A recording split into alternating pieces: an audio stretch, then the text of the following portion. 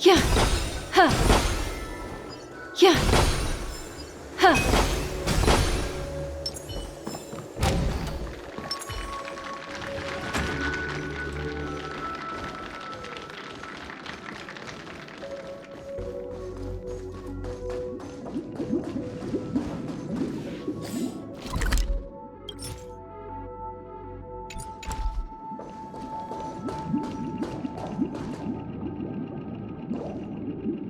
Does that mean he wants to fight us during the Charmony Festival? I'm afraid so. This is weird. Aren't Arc villains usually plotting some dirty conspiracy in the end? But he actually said something like, "In all fairness." Could it be that he's underestimating us? Well, in my opinion, Sunday is deeply committed to his own philosophy and genuinely wants to prove that the Order is right. I sensed a strong conviction and a desire for dominance in him. Maybe he won't accept the outcome unless he wins fair and square. That's why he'll give it his all in the upcoming battle.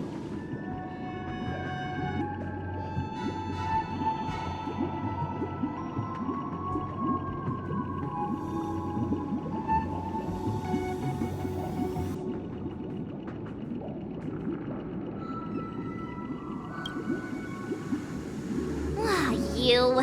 Every time an important moment arrives, you hesitate. We've even dealt with a Lord Ravager of the Destruction, so a follower of the Order won't be a big deal. Anyway, we can't leave the Stellaron unchecked. This is about trailblazing a bright future for Penacony and fulfilling Mikhail's and his predecessors' long-cherished wishes. Now that we've taken up the mantle, we can't afford to fail them. However, the same applies to the Order. Their plan didn't materialize overnight, and they have the profound collective consciousness of the planet of festivities behind them. A desire to dream, to slumber and escape reality. All those hidden emotions have given birth to the sweet dream of the Order. They've harnessed the will of an entire planet to create an eon.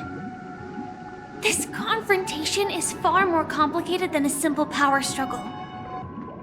To secure Penacony's future, fighting on the stage alone is not enough. What do you mean? Are you not coming with us? I believe Firefly is trying to say that she's heading off to another battle.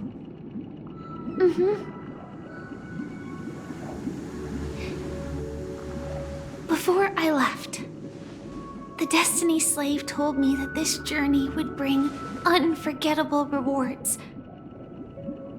Even though the script he gave me only had a few lines, I couldn't ignore them. Because one of the lines said, "I'll experience death 3 times in the land of the dreams." 3 times? This can't be serious, right?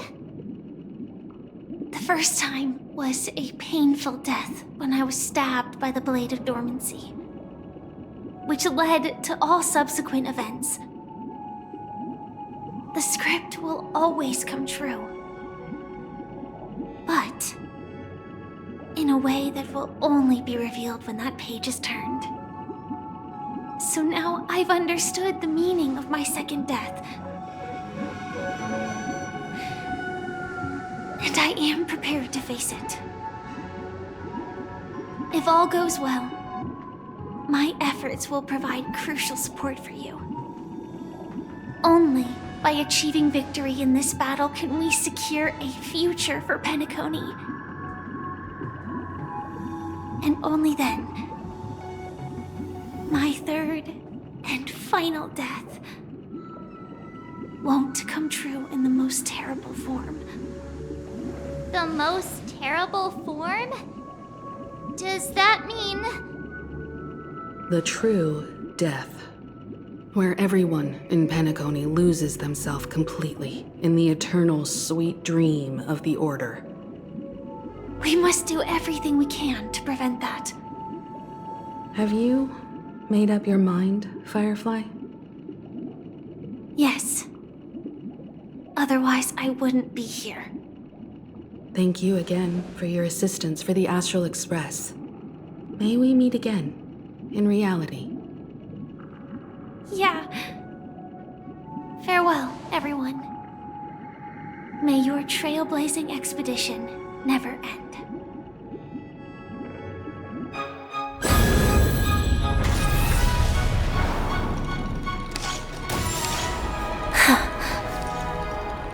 I dreamed of a scorched earth. Everyone, are you ready? A new shoot sprouted from the earth. It bloomed in the morning sun and whispered to me. Like fireflies to a flame, life begets death. May we meet again in reality.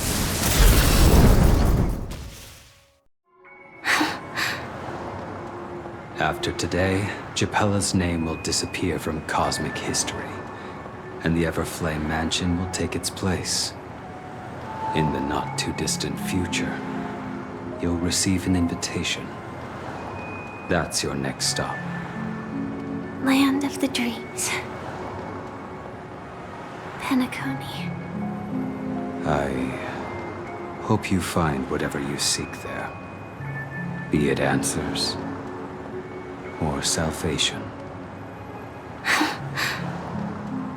You mean my 3 deaths? Silverwolf told me about it. It's such a shame that it's not part of my script. Well, I want to live.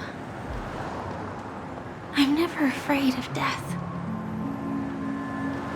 The opposite of death is eternal life, and that's something I'll never desire. People die, and I am no exception. Death is like a script, a fate that cannot be defied. But that's exactly why we have to choose where we want to rest forever. Do you exist just to perish? Are you not the same, Blade? The end you desire is not one dictated by others. If I were to die now, I would only be a weapon. I believe I should die as a human. Though its definition escapes me, isn't this the answer that ordinary people look for their whole lives? A name that can be carved onto their tombstone. The tombstone that belongs to me once bore the inscription, Glamoth's Iron Cavalry. Then it changed to Stellaron Hunter. But one day, it will bear the name Firefly. And all the brilliance she showed at the end of her life.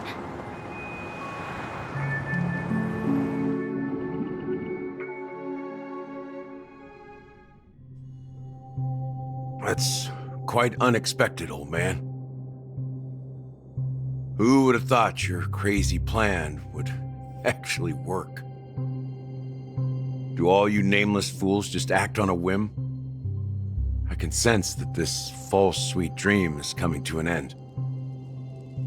The nameless may be young, but they had the ability to achieve this goal. Just like you did in your time. It's a shame you won't be able to see it firsthand.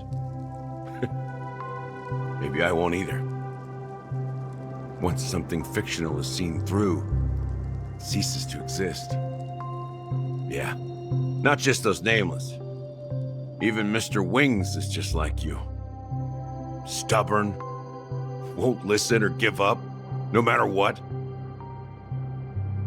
Well, fate is unpredictable, I guess.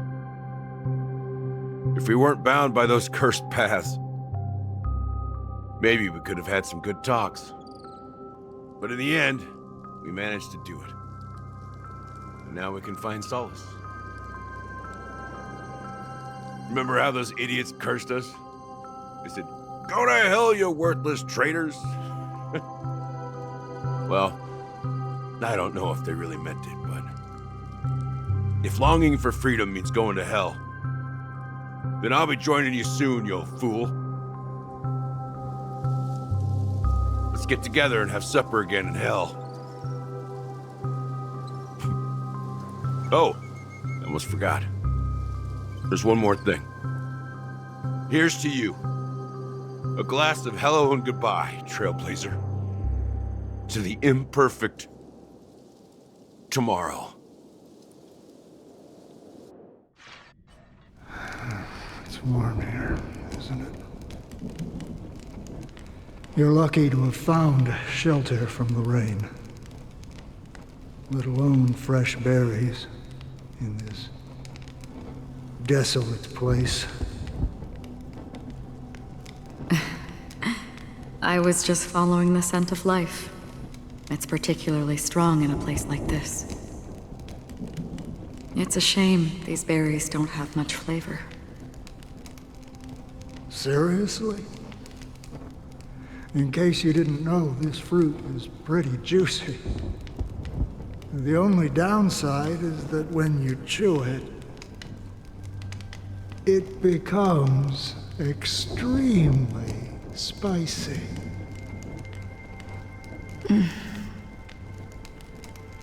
Have you lost your sense of taste? I can still taste certain things, like a faint sweetness. Before coming here, I stopped by a place called Orkron. It had barren cliffs and nights lit by bonfires. Burgundy snow would fall from the sky, and when it landed on my tongue, it tasted like raspberries. The flavor wasn't exactly sweet, but it left a lasting impression. When I think back on my past, I realize that what's tying everything together isn't the big events, but rather these small yet unforgettable moments. Don't worry about it. Losing oneself is a reality that every self-annihilator must face. At least I haven't completely lost my senses and memories yet. Well, congratulations on adding another footnote to your journey. By the way, are you always alone? No, I had a companion in Orkron. She's a short, nameless girl who aspired to explore IX. She always said she'd walk a path deeper and farther than Akavilis. Quite an ambition for such a small girl. So, what happened? She became stagnant water. Well, my condolences. Condolences. I don't need them. The girl left with a smile. She never regretted her choice and most definitely wanted me to say goodbye with a smile. So, that's what I did. That's proof that you're grieving for her. Or perhaps I'm just afraid. Afraid? I rarely sense that emotion from you. What do you fear? I'm afraid I'll forget the 30 days I spent with her, just like all the other days in my life. Most of them have already washed away with the rain, disappearing into an unseen realm. I fear that those vivid red memories will fade away too. There isn't much color left. And besides this faint, warm red, there's almost nothing. Hard to imagine. A ranger accustomed to bloodshed, destruction, and chaos, finding warmth in the red color. Because I have experienced this warmth many times. Long ago, I promised someone that I'd bring it to more people. And that for every remaining moment of my life, I'd strive for a better ending for all. As long as this red color still lingers, I have a chance to fulfill that promise. It represents a burning fire, a blooming flower, the berries in this cave, and life itself, fleeting yet still dazzling. In the end, it will lead me beyond the horizon of existence. And on the other side, I will cut off nihility. The one blessed by the sleeping and shapeless is considering how to kill them. That's truly pure nihility. But you're right about one thing. After spending so much time near this stagnant water, only when I look at this vibrant red fire do I realize that I'm still alive. When will this rain ever stop? Perhaps when the sorrows of the departed have finally quieted down, the sky will clear up.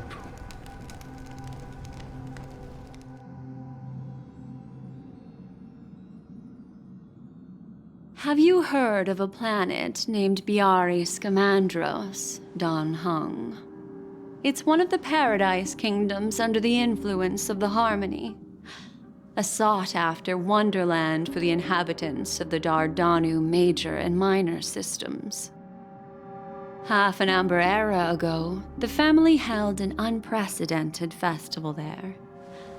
And after that, everyone on the planet became part of the family. Do you think the same thing will happen on Penacony? Yes. Or how else can we explain it? The family deliberately used the Watchmaker's invitation to keep all the Pathstriders here, but banished the Emanator of the Nihility. Because of the nihility, I'm rarely affected by the power of other paths, but somehow I can unconsciously infiltrate them. Maybe that's the risk they're trying to avoid. I would disagree. Biari Scamandros is not part of the credit system or connected to the Silver Rail. It's nothing more than a remote civilization sheltered by the Harmony. But Penacony is different. If the family messes with Penacony, that would be like declaring war on almost half of the factions in the cosmos. They have no reason to do that. No, they don't. If they truly serve the Harmony, that is. What do you mean? The path in Penacony is impure. The Harmony here has impurities. Do you remember the Ancient Swarm disaster? Tazeront, the propagation, brought endless havoc to the universe, and it eventually evolved into a fierce battle among all eons. 2 paths lost their eons in that war, the propagation and the order. Coincidentally, their downfall is related to a certain eon. Shipe, the Harmony. Legend has it that they participated in the crusade against the Imperator Insectorum, and devoured Anna the Order for unknown reasons. Holy forgaroni. So you're saying that the 2 leaderless paths are working behind the scenes? But I don't see any descendants of the propagation in Penacony. Could it be that the remnants of Beyond the Sky Choir are hiding within the family, trying to resurrect a fallen Eon? I can't say for sure, but they're definitely planning something for the Charmony Festival. Dude, this is getting way too complicated. Is this why you want us to leave Astana right away? Are you giving up? The Charmony Festival will start soon. There's one thing that I need to confirm no matter what. A warp jump is the best way to do so. Time is running out. I have another plan.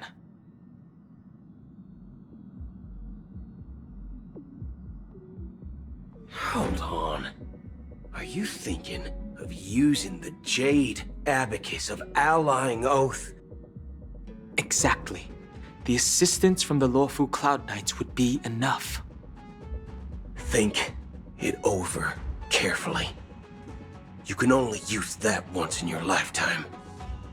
I have considered it thoroughly. My companions are... they're also once-in-a-lifetime treasures.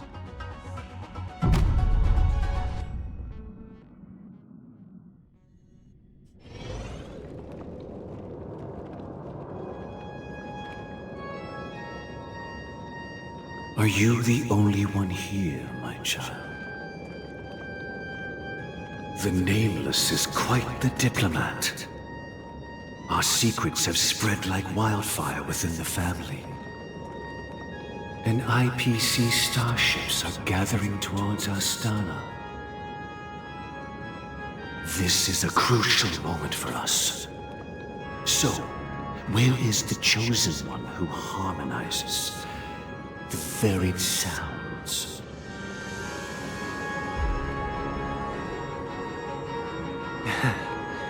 What do you mean, Master?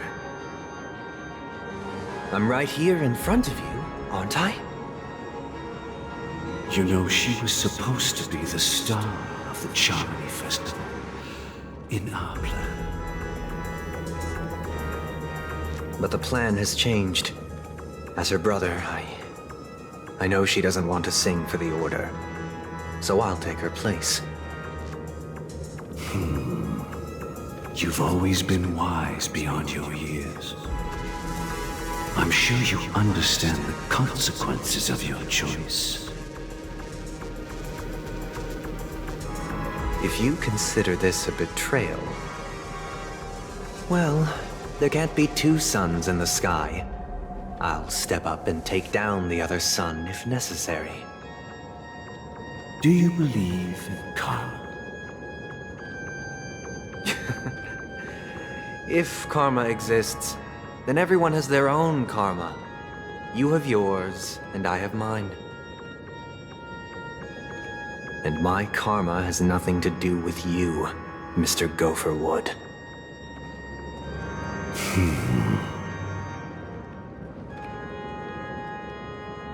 All right. Since you're willing to sacrifice yourself for her, I'll grant your wish. Well, the compromise came sooner than expected. Why? You and your sister were born as twins of the Order.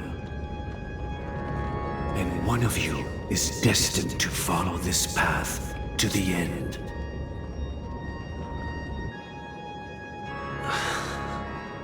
Is this part of your plan? Of course. You're still as clever as you were when you were a child. The opening is near. Go, my child. Seize the power of the harmony and reveal your karma. I have one final question, Master. Why did you choose to bring the Order to Penacony? Wouldn't it have been better to choose a desperate world instead of a city filled with hope and dreams? Why? It's for justice, my child. If we lose justice in our hearts, we'll make the same mistake as the Harmony did. So, It's not you who manipulates the dreamscape with the Stellaron, but... Well, that's where our conversation ends. Go ahead. The 107,336 souls of the Oak family have dreamed of this moment too many times.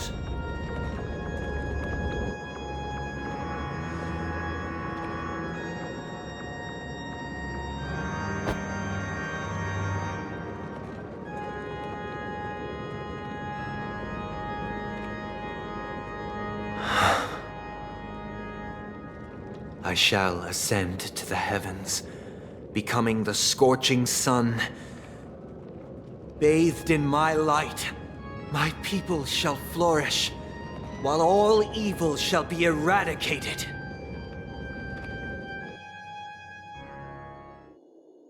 This is the interior of the Penacony Grand Theater.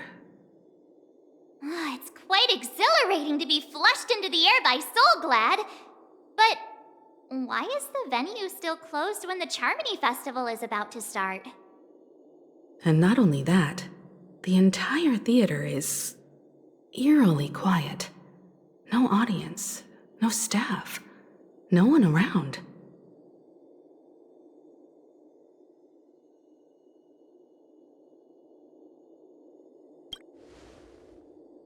Yeah, I wonder how many tickets...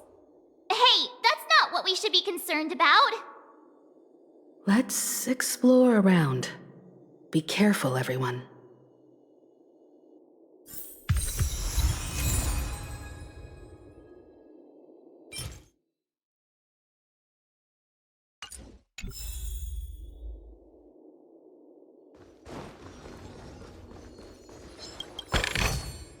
Seek, and you will find.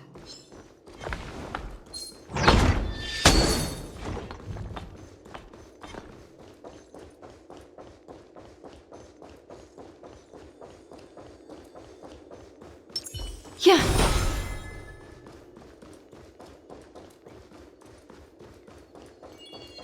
Gosh, the atmosphere here is so creepy and unsettling. Even if there's no audience yet, there should be some staff around. Why is it so silent?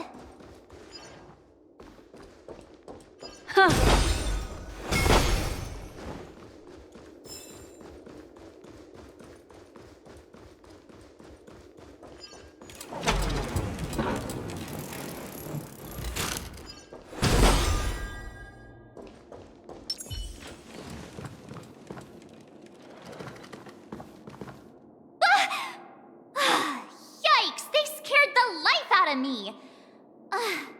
Why are there so many puppets at the ticket office?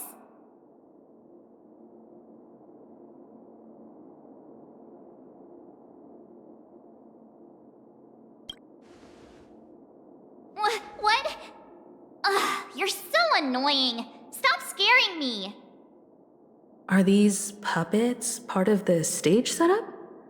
Even so, it's so eerie that the entire front hall is empty. Does that hurt?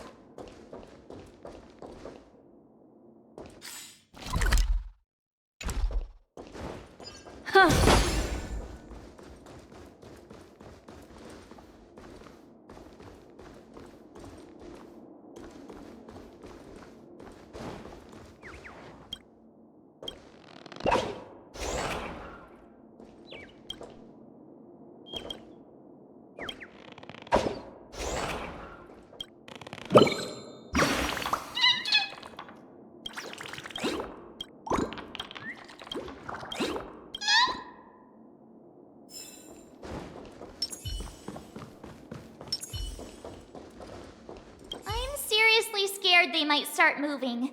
Let's just leave, please.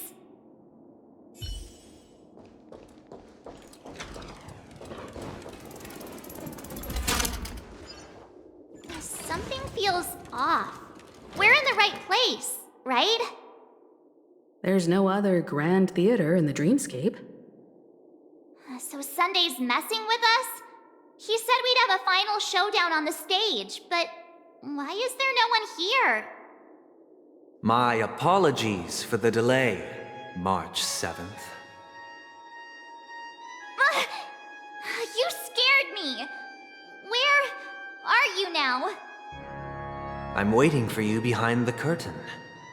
Following the Asdana tradition, I invite you to enjoy a stage play in 3 acts before the festival begins.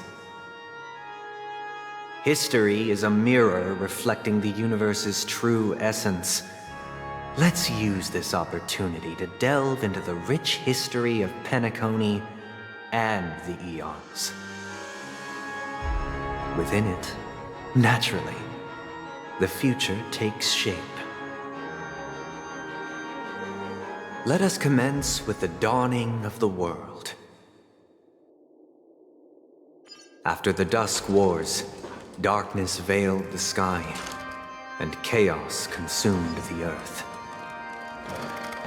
Enna the Order emerged, destined to restore all existence. That marked the first day.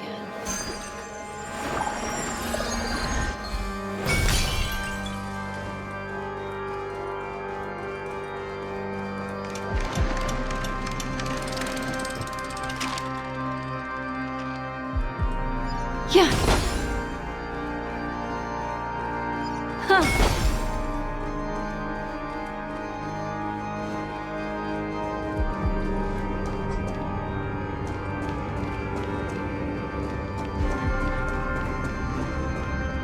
They gathered nebulae and forged them into picks, thus creating a grand lyre with black and white keys. Strike the white keys, and the sun rose. Strike the black keys, and the moon rose. And so, the cycle of day and night arose. That marked the second day.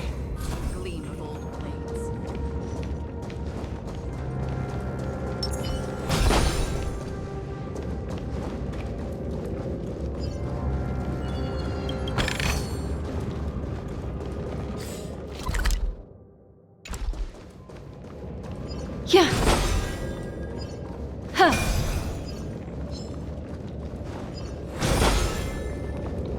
Huh. Yeah.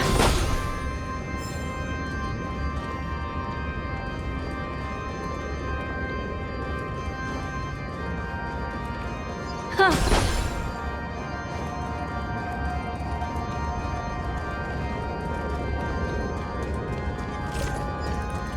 Yeah.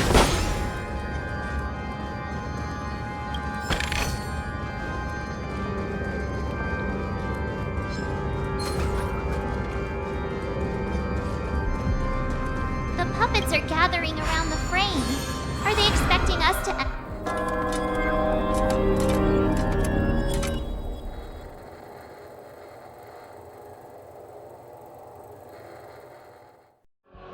Where are we now? The atmosphere here looks similar to Sunday's inner world. Perhaps this so-called stage play is created with his abilities. This act is named Ode to Prisoner. Given the atmosphere here, I believe it's about Penacony's past. I thought things were finally looking up as I managed to dodge prison during my recent trailblazing expeditions. But now it looks like I'll be back behind bars again.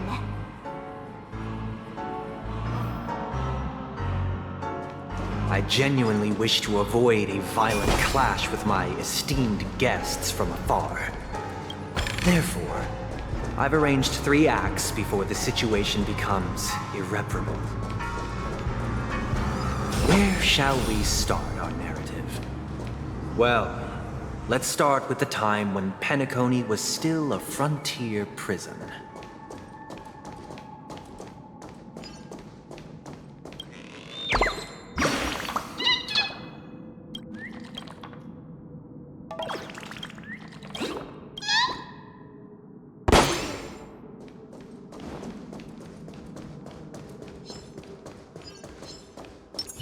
Stream forth, a gleam of old blades.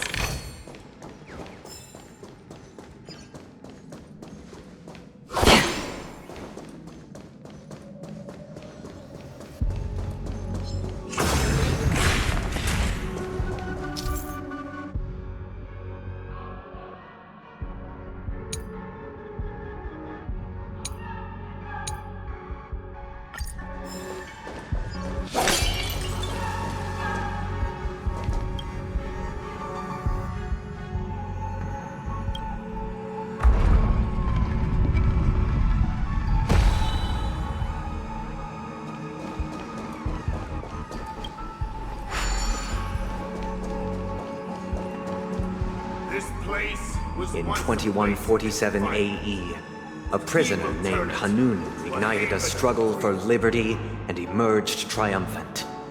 IPC referred to it as the War of the Frontier, while the Asdanians dubbed it the War of Independence.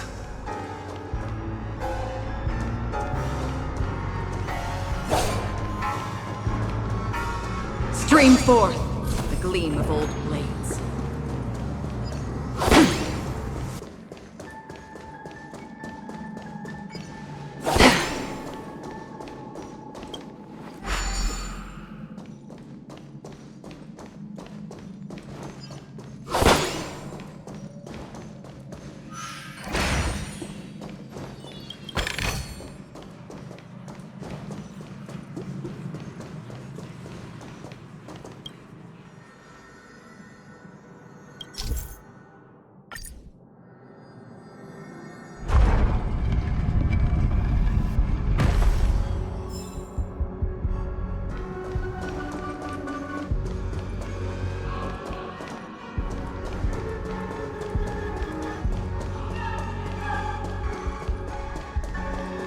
We've shattered the cages and expelled It's the true guards. that Hanunu was a legendary hero, but it must be acknowledged that while he bestowed freedom upon the prisoners, he didn't grant them true liberation.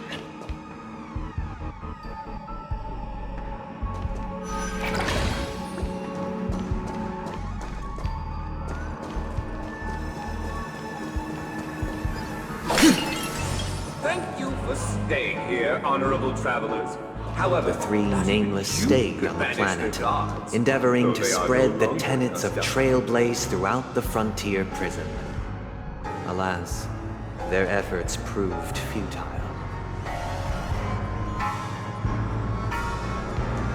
Stream forth, the gleam of old blades.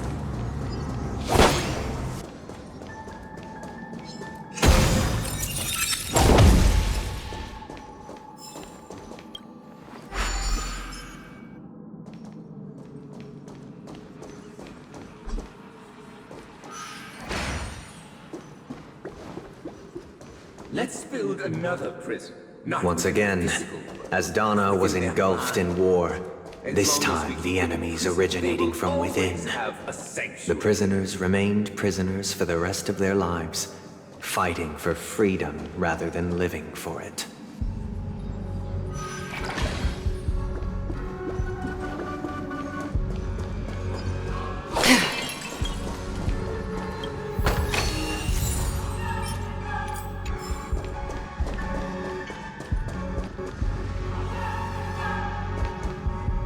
I hope you like this land of freedom on a scorched earth.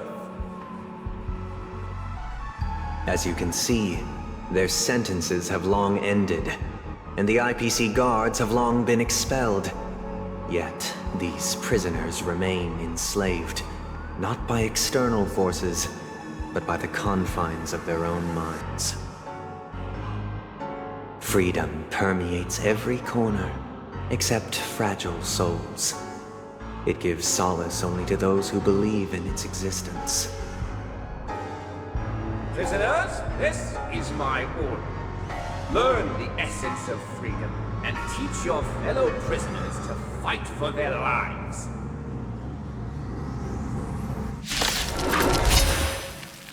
Hey! Why do we have to fight while enjoying the show? For I desire not only your enjoyment, but also your assistance in its completion. Ill fate descends! Converge and awaken!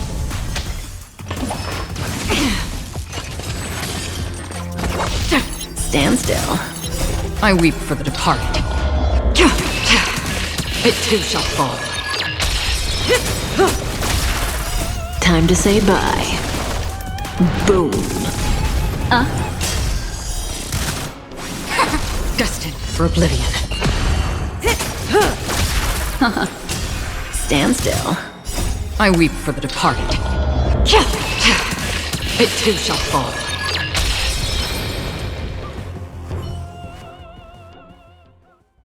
No one can restrain you anymore. You are free. Thus concludes the first act. Amidst a raging war, the frontier prison headed toward becoming Land of the Exiles. This must be how Penacony was constructed. With the aid of outsiders, the prisoners were finally liberated and established the Land of the Exiles. However, it appears that Sunday aims to convey the spiritual plight of the prisoners more than the physical aspects of imprisonment. This show is a bit too literary for my taste. But the battle part is quite easy to understand. Anyway, we've arrived at the exit. Let's go! These puppets... Where are they guiding us this time?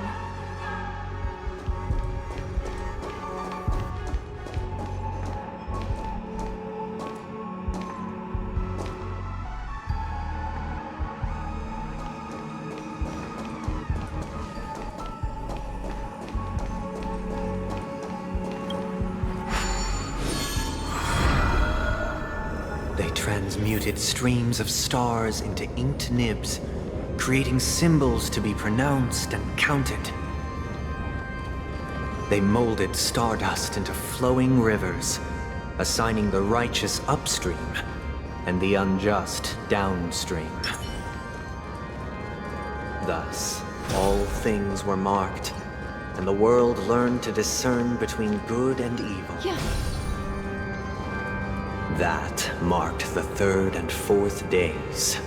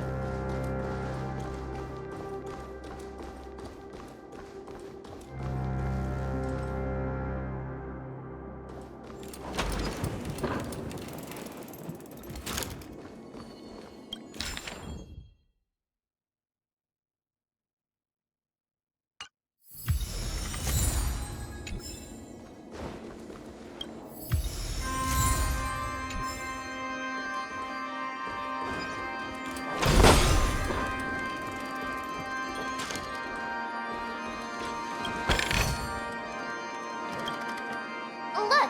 Another frame!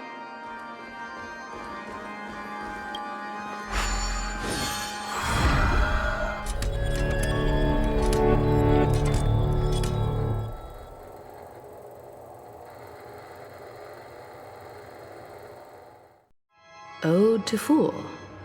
This must be the second act. The surroundings are different from before. The stage decorations look a bit tidier now.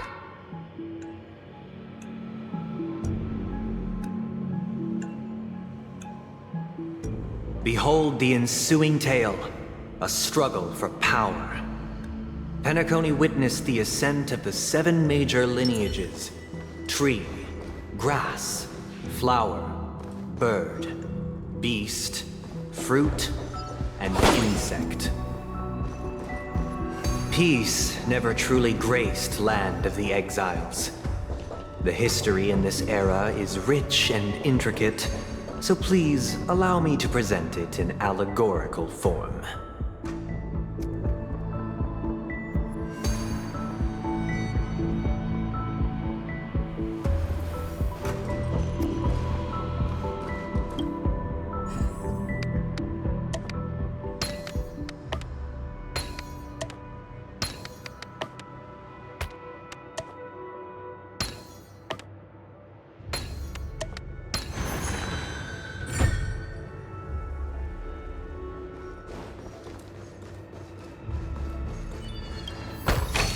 Welcome to this mansion, dear outsider.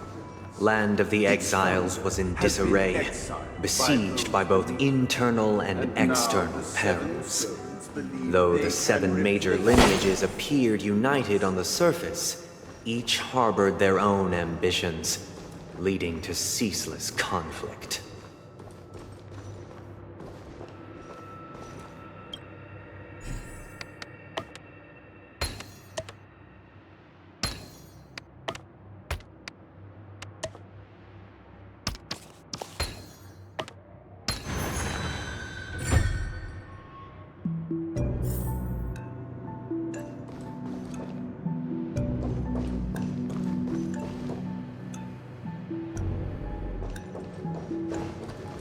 Accountant!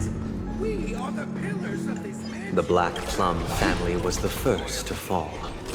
They withered away in the White Desert event, orchestrated by the Alfalfa family. Because Master shaped you from clay, but forged me from fire.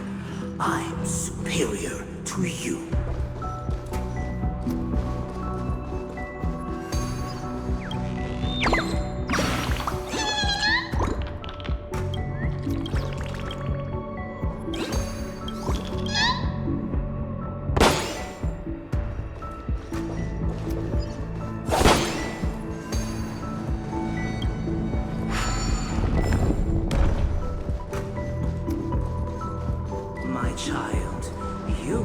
Serve the old master. The leader of the Alfalfa family sought to defect to the IPC, trading freedom for survival. However, his eldest son slew him in the name of righteousness and ascended as the new family head.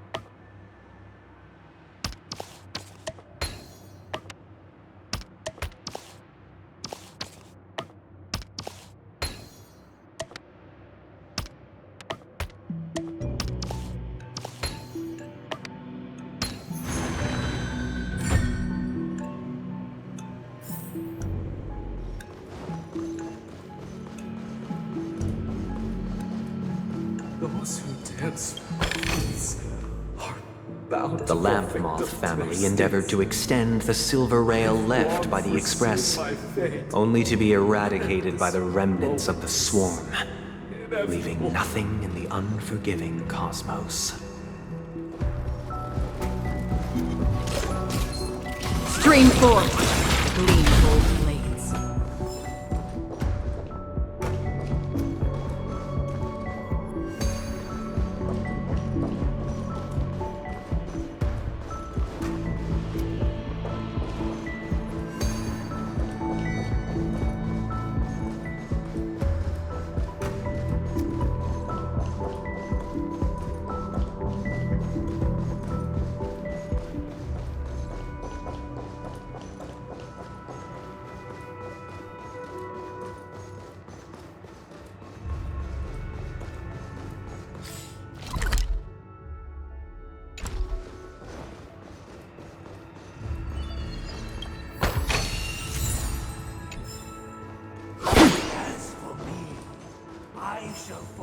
Only when Gopher Wood led the family to Land of the Exiles and earned recognition from all 5 major lineages did Penacony earn its new name, the Land of the Dreams.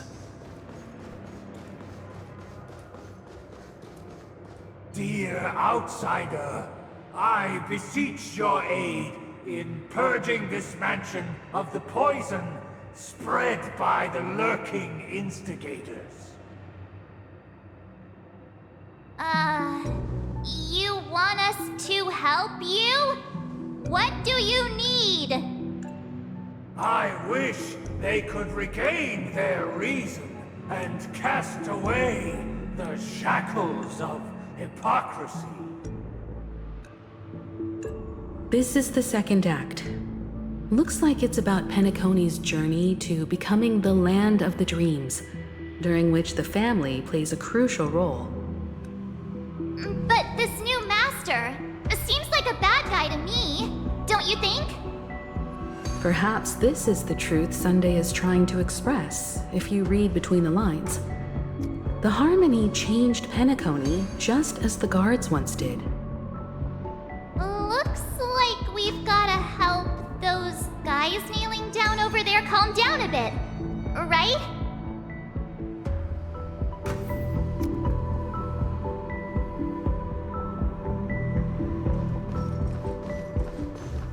Either I shall be my own master, or I shall return to my former master. I shall not submit to a new master under any circumstances.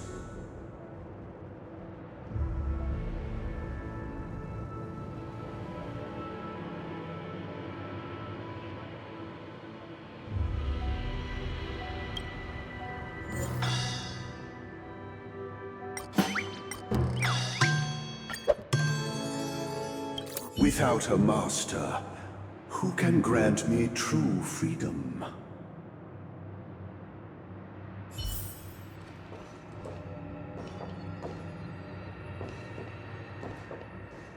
Master is no longer here. I thought I'd be free, but I'm not. Now, without my master's command, I'll have to seek guidance from the blind.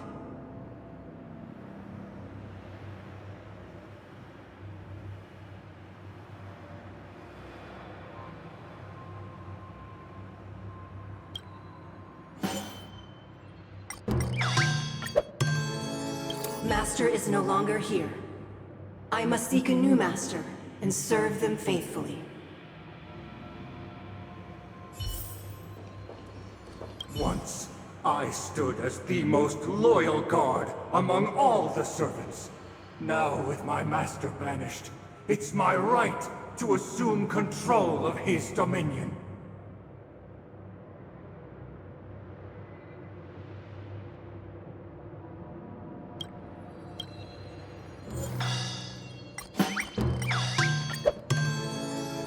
My former master has long departed. But why do I still fear the remnants of his creation? Master! Oh, you will return in due course, and I shall stand vigilant, awaiting the reward for my loyalty.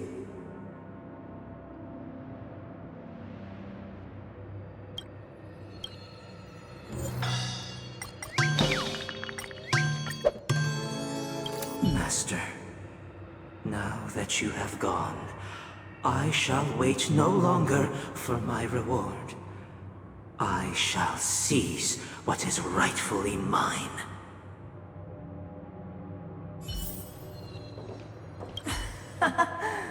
In the absence of my master, I am free. But without their guidance, for whom shall I sing?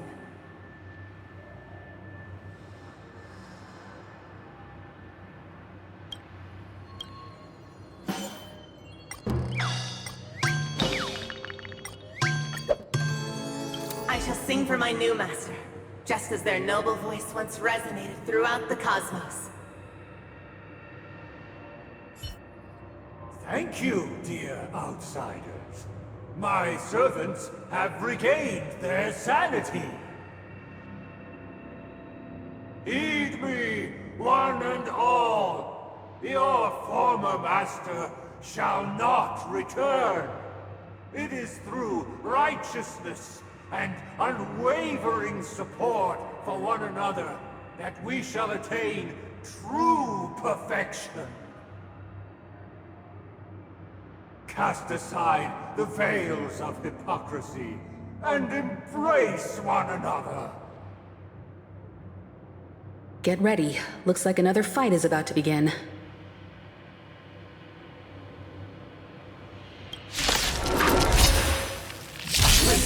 Just in time, it's all of us done. The sky trembles, and the earth teeters on the brink of collapse. At the edge of the silver universe, the first buds sprout under the rising sun. Time to move.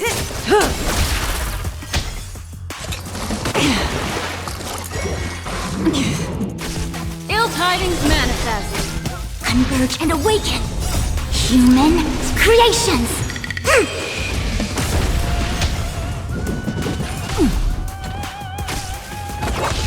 Relax.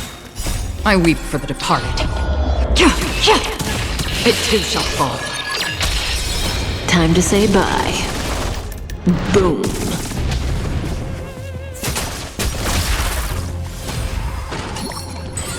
Your manners. Stand still. Beneath the waters lies an endless abyss! On the still waters of oblivion.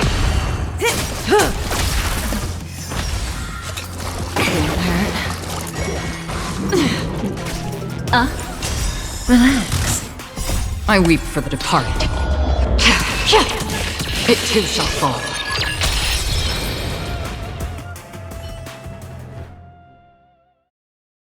Alas, they remain but slaves till the very end, with the illusion of freedom. Thus concludes the second act. Amidst an illusory harmony, Land of the Exiles charted its course toward becoming the planet of festivities. This is how Penacony fell under the family's control. Since the arrival of the Harmony, the Land of the Exiles has undergone dramatic changes, not all of which have proven beneficial. This guy really loves dramatic scenes. Bet he comes from a whole lineage of stage performers.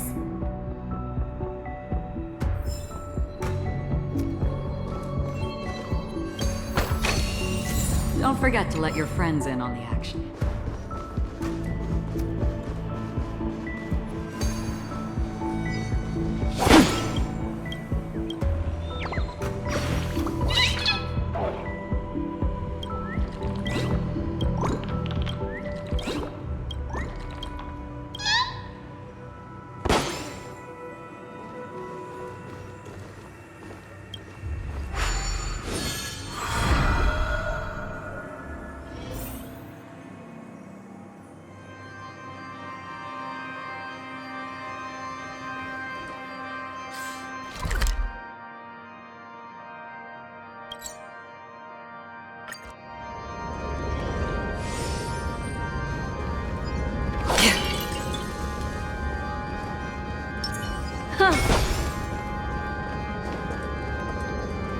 Yeah. Huh.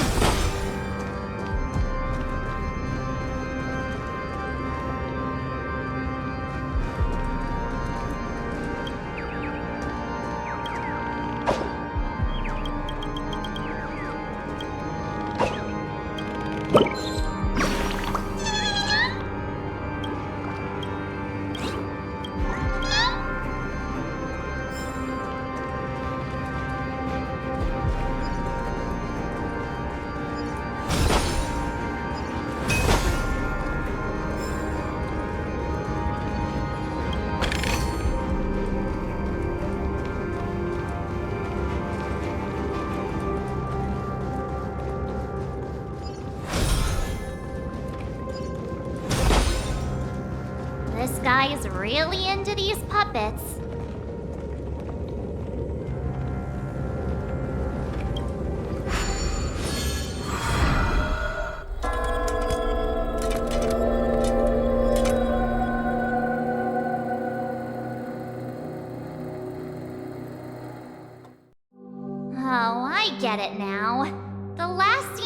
about singing the praises of the Order.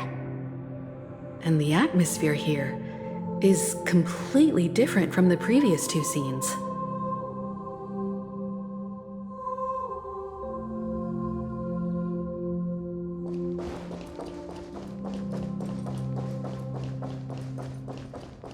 This is the concluding act of this play.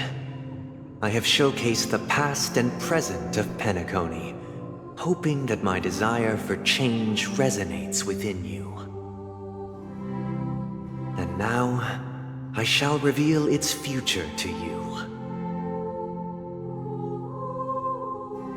Yeah.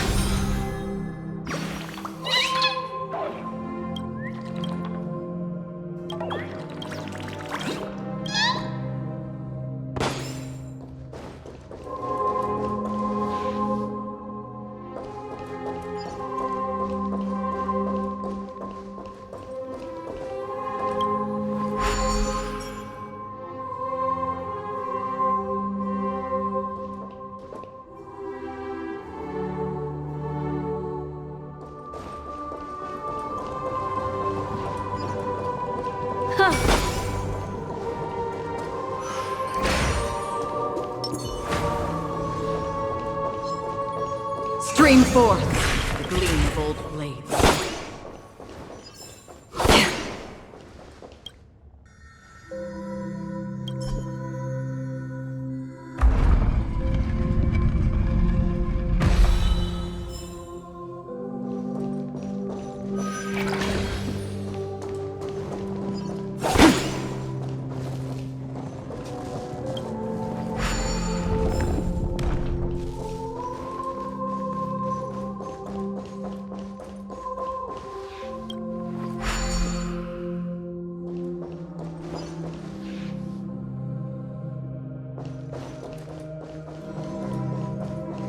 Without a king, who shall have responsibility for the people?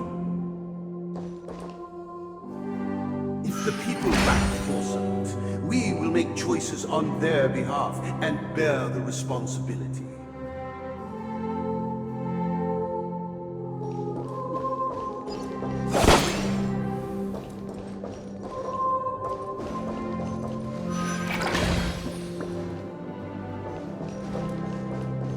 Without a king, who shall protect the weak and stand against the mighty? We shall support one another, protecting the weak and standing against the mighty.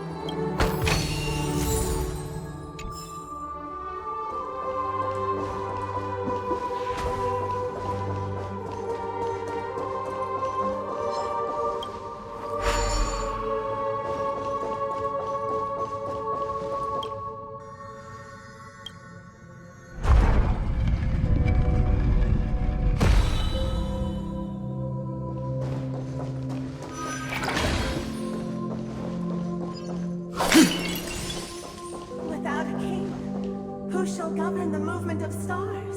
Before The the ebb and arrival flow of of heat, tides. everything followed its natural course, and so it shall continue even after the king's departure.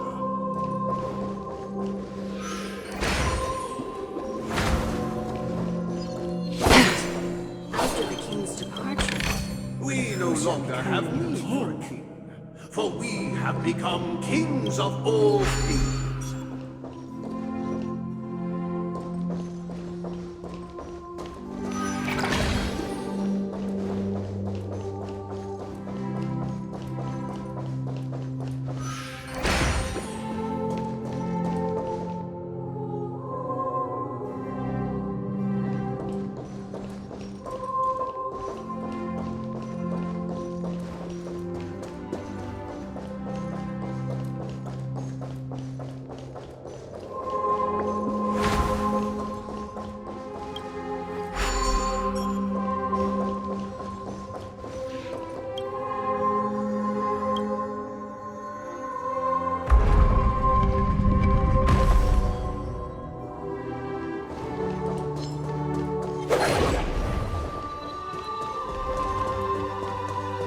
Stream forth, the gleam of old blades.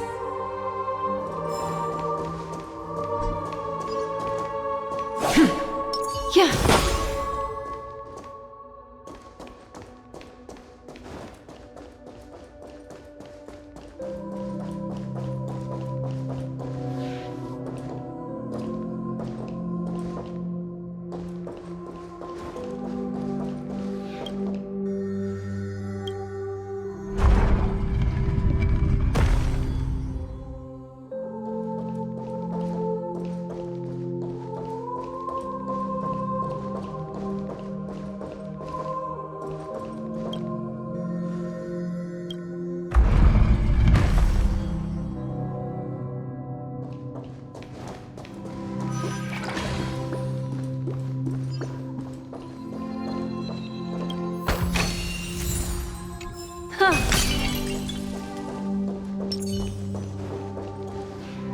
Hey, aren't we supposed to kick off a short story and have a fight here just like we did in the previous acts? Why aren't any of these puppets saying anything? Perhaps we'll need to complete the story ourselves, just like we did before. So, do you think their mind needs tinkering or something?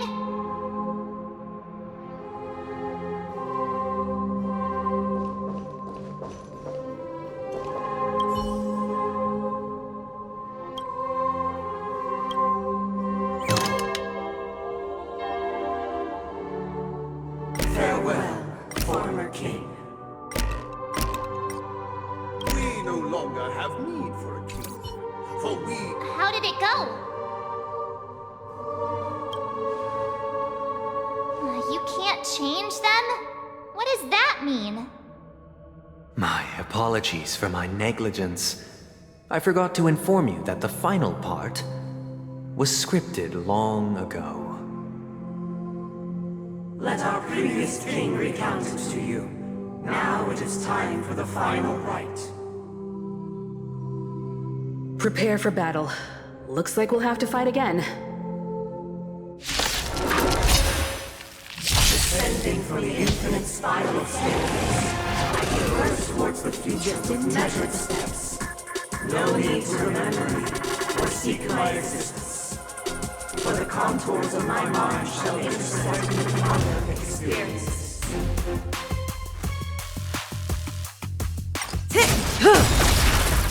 Time to say bye. Boom. Ill fate descends! Converge and awaken! No matter. Relax. I weep for the departed. It too shall fall. Stand still.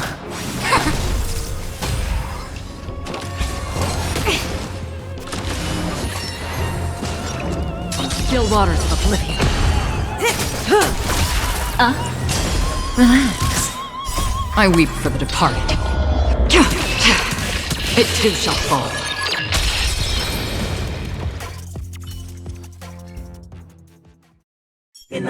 expanse of a nocturnal reverie, I leave faint traces behind. No need to remember me, or to recall the essence of dreams. What is mine shall wane, while you shall transcend its delicate nature.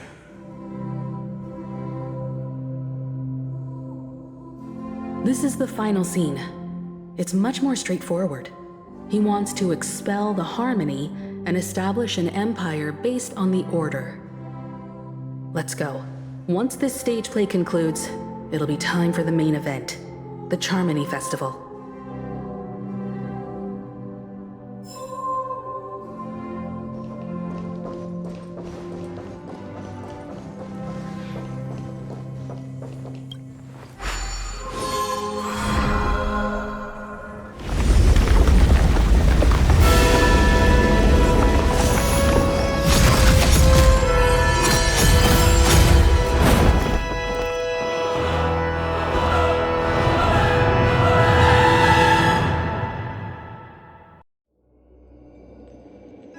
They imbued the world with meaning, perfecting all things in the heavens and on earth.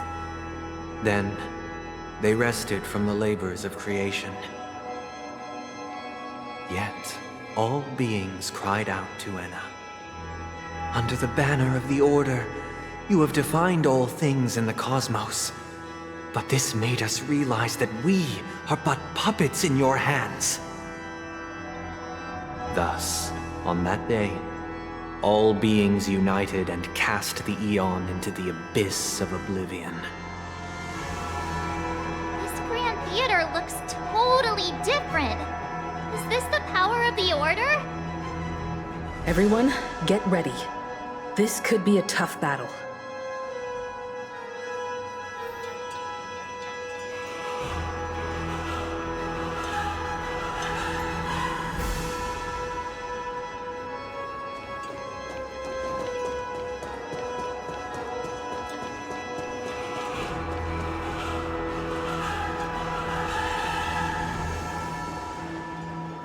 That marked the seventh day. Cheers and chants reverberated in the air. The stars shine bright. Praise the Great One.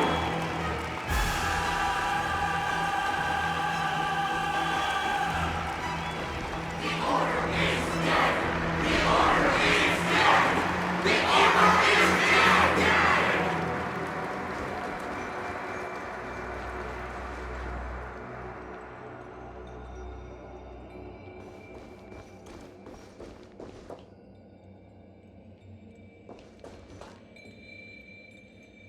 Look, there he is! That concludes everything related to the Order. What are your reflections on this, my dear guests? Nevertheless, this is but a trivial blip in the annals of galactic history. What truly matters is the course this river shall take in the days to come.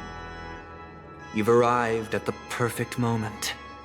The Charmony Festival is about to commence, and it would be a shame if you were absent for the Harmony's prologue.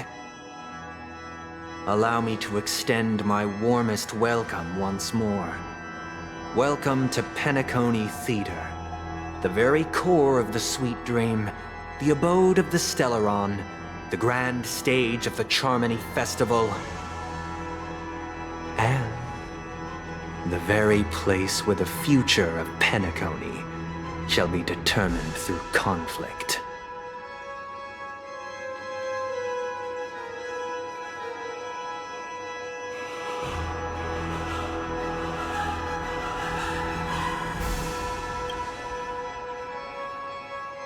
It hides behind the curtain. Or rather, it is the theater itself. However, if you want to see it, you must display faith equal to its immense power. True goodness can only be achieved through faith. Allow me to point out that falling into a permanent slumber is not happiness, especially when those people are driven by someone else's will in their sleep. Do you still believe that the Order only seeks to control the universe as their puppet, Himiko? No matter how perfect your vision of paradise may be, a cage remains a cage. People will never achieve true happiness in a world like that. They would just be toys for the Eon.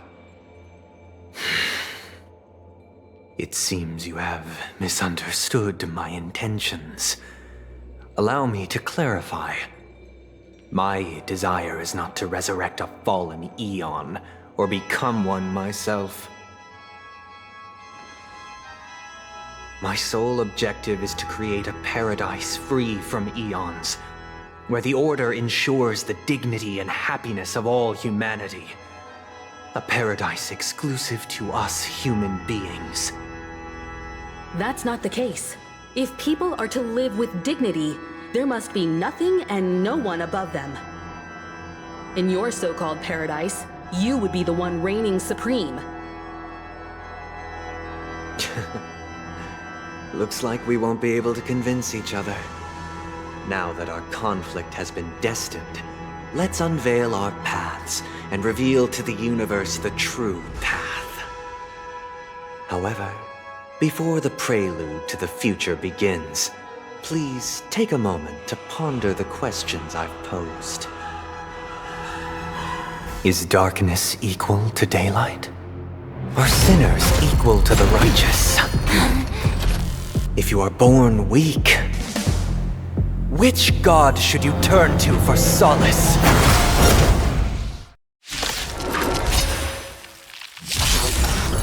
Just in time. Eon with great might. Under the banner of the Order, you have defied all things in the cosmos.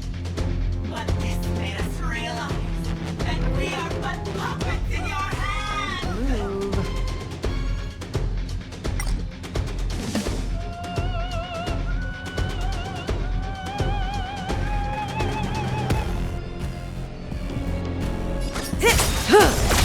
What do you want to know? Ill fate descends! Good times never last.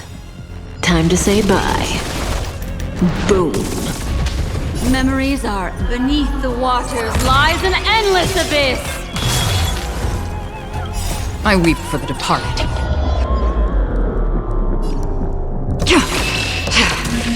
It too shall fall. Together as one. All things human creations.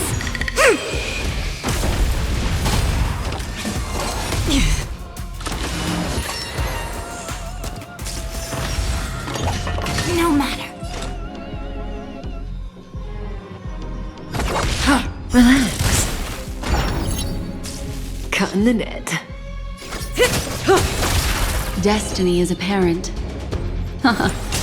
Stand still. I see through you.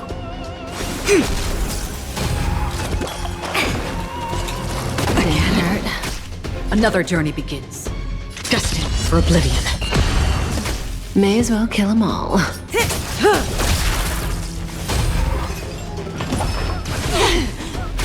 Destiny isn't chosen. Relax. I weep for the departed. It too shall fall.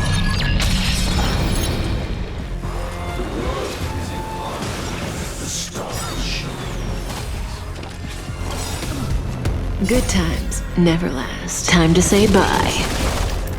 Boom. Yin and yang. Converge and awaken. No matter.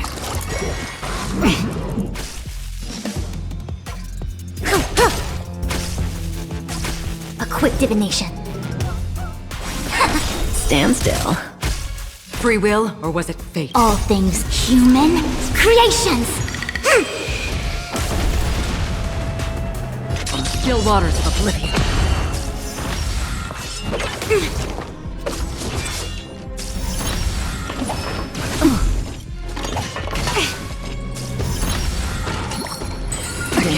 Yin and yang.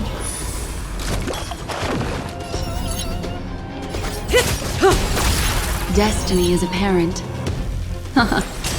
Relax. Destined for oblivion. I weep for the departed. It too shall fall.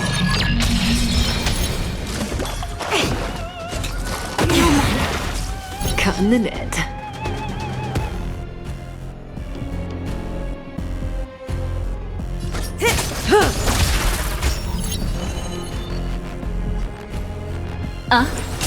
Stand still.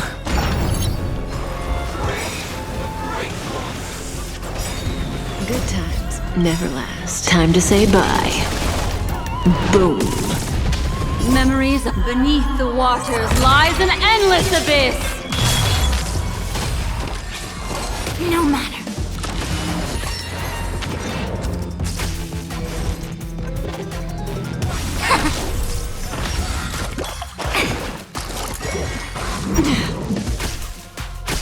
Another journey begins. On the still waters of oblivion. I already know your decision. I now permit you to gaze into the sun. On these 107,336 stones, the almighty and powerful strings of harmony are at my disposal! Supreme Tuner! Harmonious Choir! Dominicus!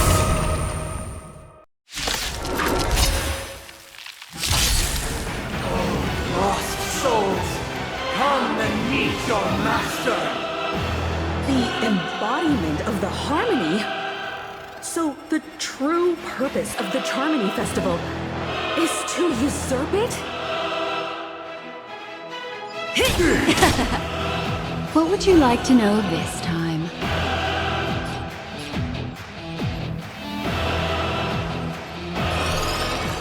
The seal of ill fate descends.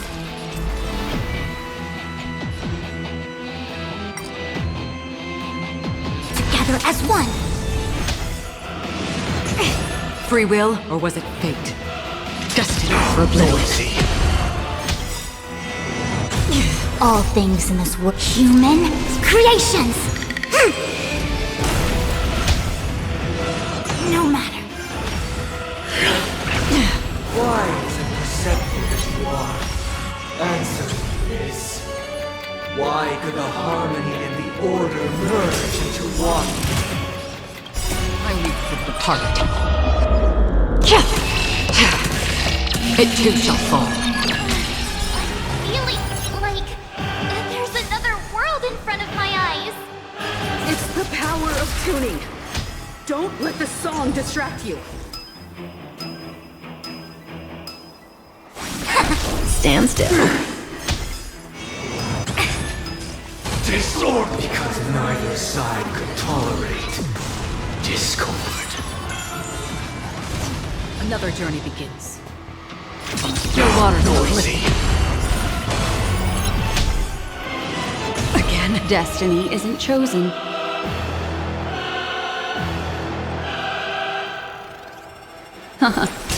Say bye to breathing.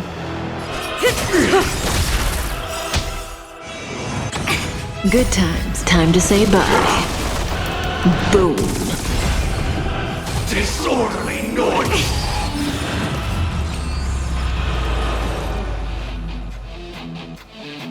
Converge and awaken.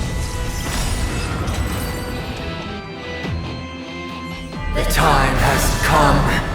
Creation will be reborn from the remains of the gods. Dan Heng?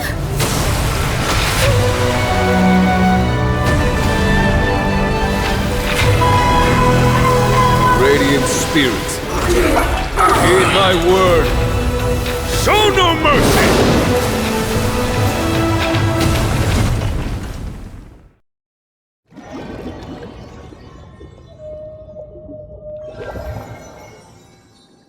Wake up! Wake up! Hey, wake up! The sun's frying your butt! Huh? Are you alright? right? Can you hear me? Do you remember your name?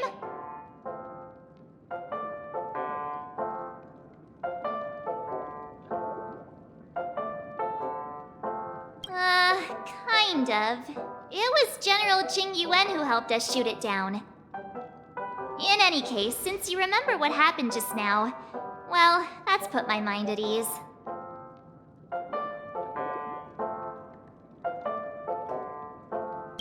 It's a long story.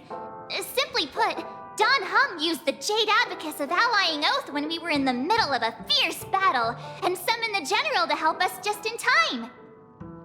And then we returned to reality. Look, this is your room. Everyone else has also returned from the dreamscape. Himeko and the rest are at the lobby discussing matters with the General. And now that you're awake, we should tell the crew that you're all right. Come with me. Not going to come chat with me, sleepyhead. That voice. Is that Black Swan?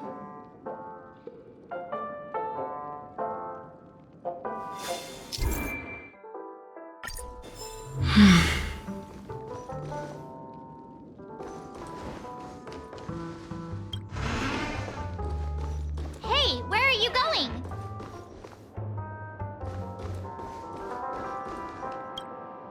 Hey, we meet again, sleepyhead. What's Miss Black Swan doing here? Nothing, Miss March. I noticed she was awake and wanted to check to see how she was doing. Though the strike from the General was timely, its destruction was also immense. When emanators collide, ordinary people inevitably suffer. But, luckily for them, the dreamscape is my home turf. Thankfully, I managed to get everyone out before the harmonious choir collapsed. Oh, so that's what happened! Thank you, Miss Black Swan! Don't mention it. After all, I wouldn't want to see such precious memories vanish. You're heading to see your friends, aren't you? Would it bother you if I walked with you for a short while? Of course not. But you're not planning on doing something like last time, are you? Why would you think that? I've never harbored any ill intentions. Well, not when you were around, anyway. Himeko and Mr. Yang are probably still busy. Let's go look for Don Hung first!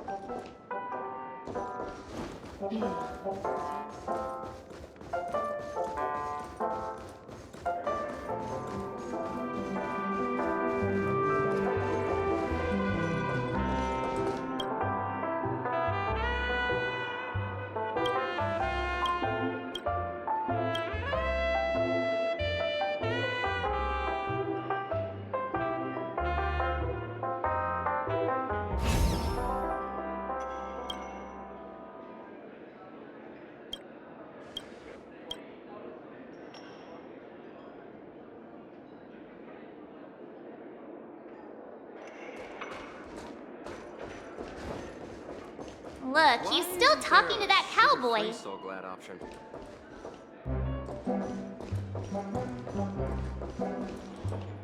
One peach soul glad, shaken, not stirred.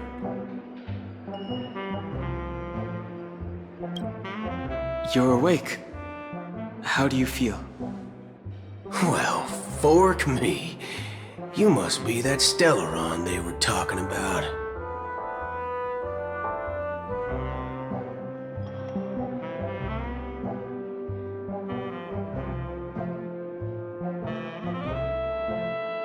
Allow me to introduce him to you. This is Boot Hill, a Galaxy Ranger. During our pursuit of a certain person, we crossed paths and just so happened to uncover a shocking plot being concocted by Mr. Sunday. Which is why we sought you out, to help the Astral Express save the world together.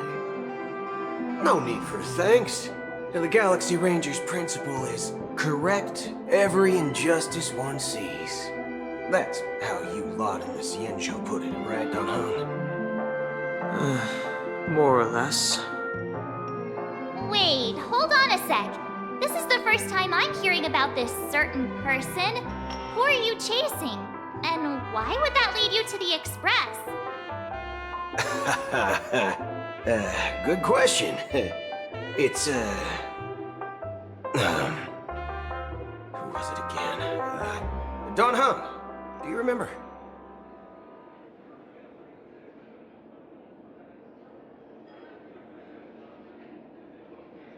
No, that ain't it. I just can't seem to recall. Weird. My neurochip hasn't registered any malfunctions. I can't seem to remember either. What's going on? Vic, forget about it. If it slipped all our minds, reckon that person was just a minor scoundrel. Unimportant. Ain't gonna stop us from piecing together the story anyhow. Yes, when the dust settles, I'll just think of a way to recall it in the memory zone. Everyone, let's hurry up and look for Miss Himiko, shall we? She's now a minor star on Penacony, and the entire hotel's concerned about her well-being. You're right. Let's head to the lobby then.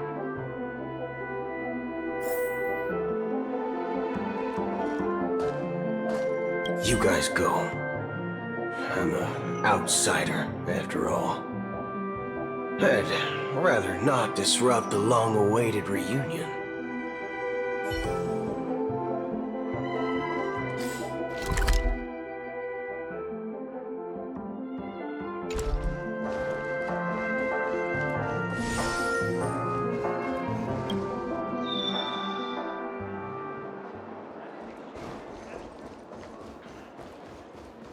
Look, they're with the General.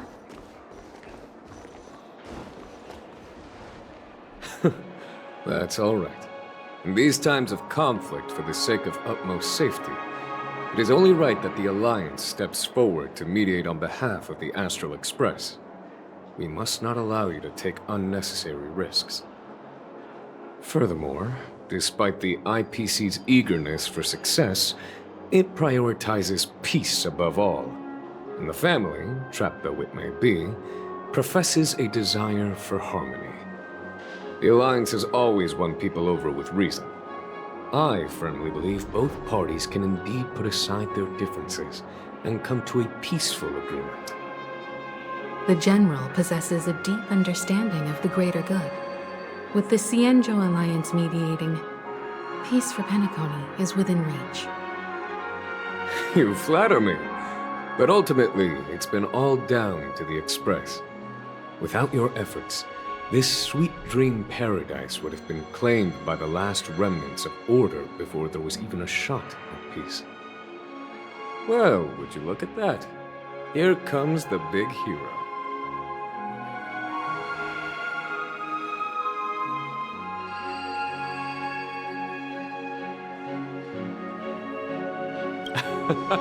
If it isn't the galactic baseballer, a hero with unparalleled insight. Are you okay? I heard you couldn't wake up. Are you feeling unwell? Don't worry, Mr. Yang. There's nothing wrong with her. She practically burned through a lifetime's worth of jokes on the way here. What about you, Mr. Yang? I heard that even Miss Robin wasn't spared. And that guy locked you both up. It's a long story.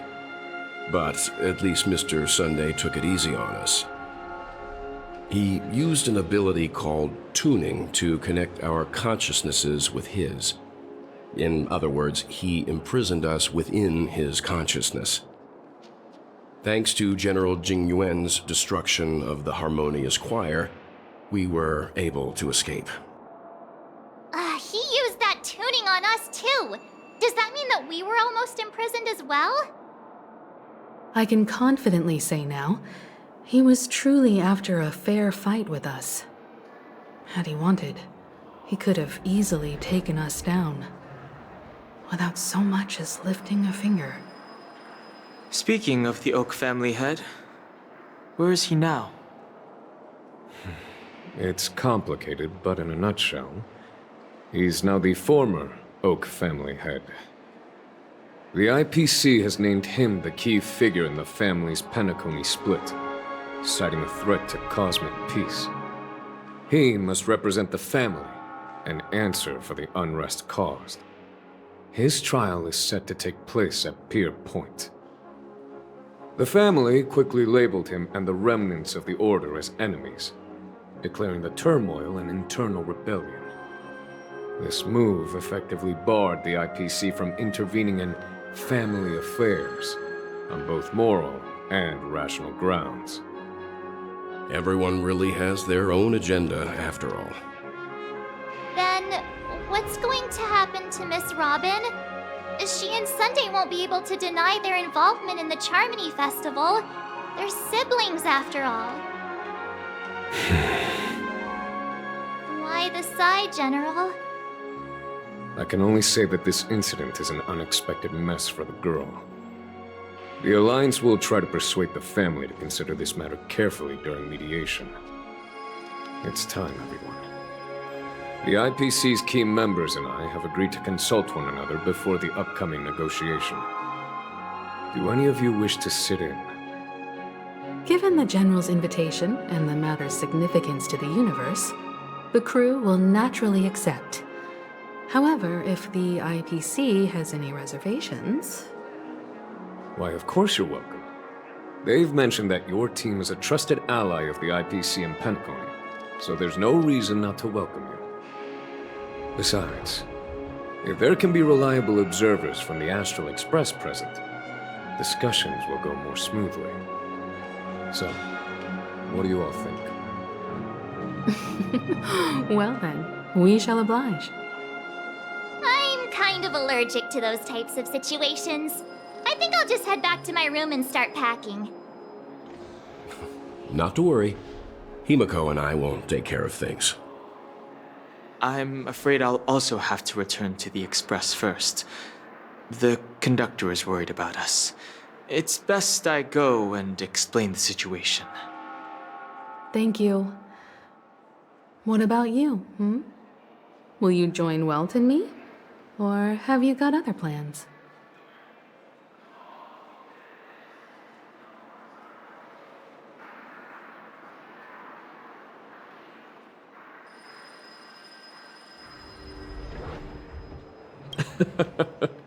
Good guess. Although I'm not too sure of the reason, the representatives from the IPC have insisted on her presence. Allow me to lead the way. Follow me, please. The negotiation will commence at the hotel lobby. Everyone, please follow me.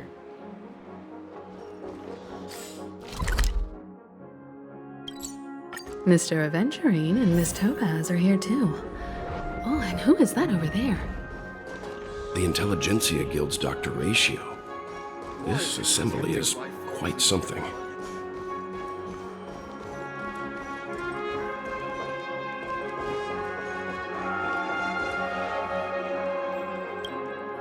It's been a while, my Astral Express friends. I would also extend my sincere thanks to you, General of the Lawfu. The presence of everyone here assures that the talks will likely reach a conclusion that satisfies all sides. Oh. Looks like everyone has come with expectations. Care to share? Of course. Topaz, if you please. Sure, leave it to me. In summary, it's good news. After much deliberation from the Strategic Investment Department's Council, the absolute majority of members have agreed to the following resolutions. In light of long-term considerations for interastral peace, And by authority of Pierpoint HQ, the Strategic Investment Department, on behalf of the Interastral Peace Corporation, will permanently relinquish its claim on Penacony sovereignty and offer unconditional support of the family's rebuilding efforts on Penacony. Now that's something.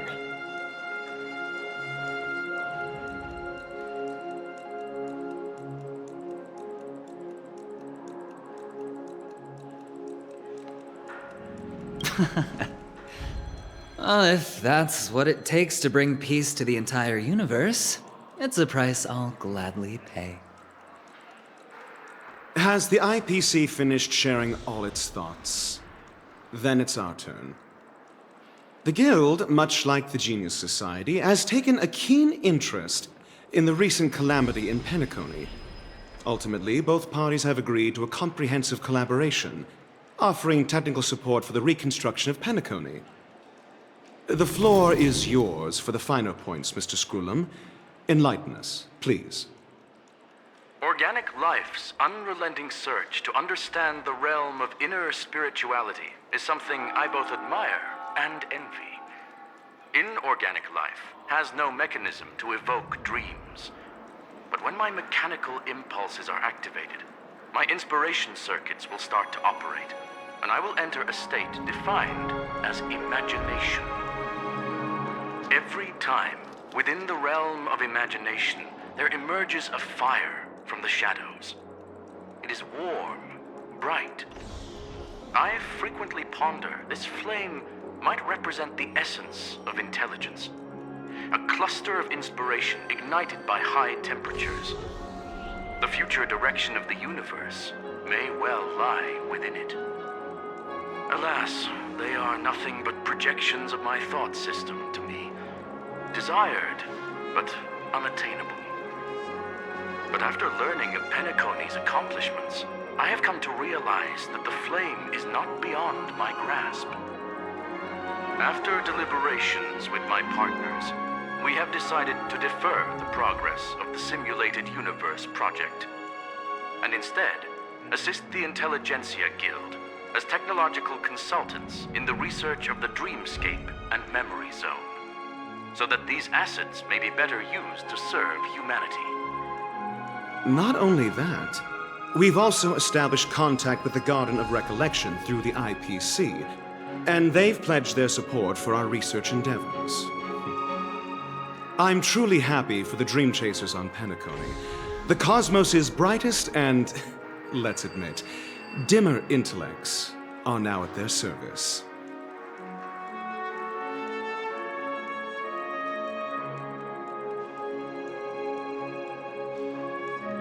Agreed. It's hard to imagine members of the Genius Society taking an interest in such mundane research. Never mind. At the end of the day, this is a positive outcome. No wonder everyone insisted that she be there. It heartens me to learn that everyone is willing to put aside their differences for Penacony's plight. I trust that everyone will surely reach consensus in the upcoming negotiations. Looks like Penacony's future is decided. I'm wondering, is there anything else the crew is concerned about? Peace is our greatest wish. Beyond that, we desire nothing else. Well, that's good. Now that everyone's minds are at ease, I shall take my leave. You may now depart with peace of mind. The Alliance will deal with all subsequent procedures. If that's the case, it appears that we have nothing else to worry about on Penacony. Looks like it's time for us to embark on a new voyage. Sounds good to me. You two head back to the Express first. I'll pick up March and deal with the checkout procedure. Oh, also, Miss Black Swan, you have a matter to discuss with me, yes?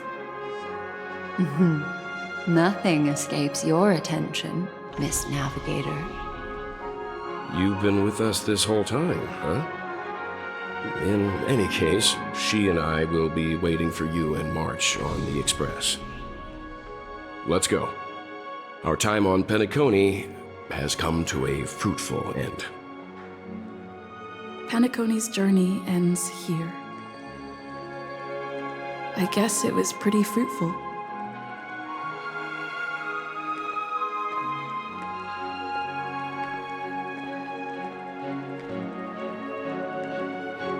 This is all due to your heroic deeds in Penacony. Everyone's been moved by your integrity and selflessness. Well, seems the dust is finally settled, no? Well done, friend. I am truly happy for the Dream Chasers on Penacony. The cosmos's brightest and, let's admit, dimmer intellects are now at their service.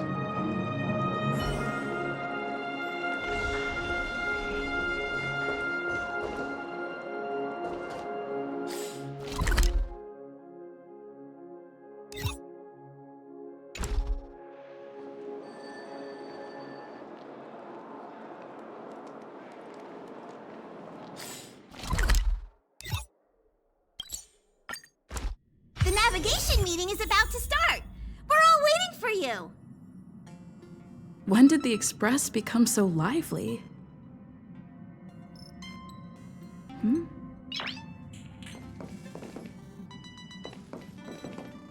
Ahem. Looks like everyone's present.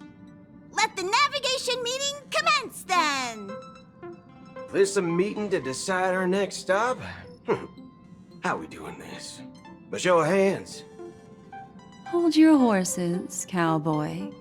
It's for those to decide.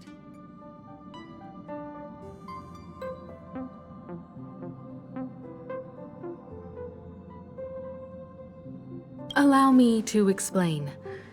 Mr. Boothill and Miss Black Swan submitted a request to temporarily travel with the Express for their own personal reasons. As you all may know, the Astral Express never declines any passenger whose heart yearns for the distant stars. Therefore, they will be traveling with us for a while until they reach their destinations. Whoa, the Express is going to be much livelier now. But, Miss Black Swan, you better not use your memo keeper abilities to pull any pranks. Understood, Miss March. I promise you, you'll never see me in your room while you're taking a break. Don't! You're freaking me out. All right. Now that everyone's met everyone, we can continue our navigation meeting. Firstly, Pom-Pom wishes to thank everyone. If it weren't for you all unearthing the truth about Penacony, Pom-Pom would have never known where Mikhail and the rest had gone. What they had to go through was regrettable, but I reckon they all fulfilled their wishes. And it was thanks to all of you. Thank you, everyone. Now then, we come to the crux of this navigation meeting. We must decide on the Express's next stop. Let me introduce our current options. The first choice is from Himiko, the oceanic planet of Lushaka, a planet composed entirely of water. Many aquatic races reside there. Of course, it's also the home planet of the venerable, nameless Mikhail.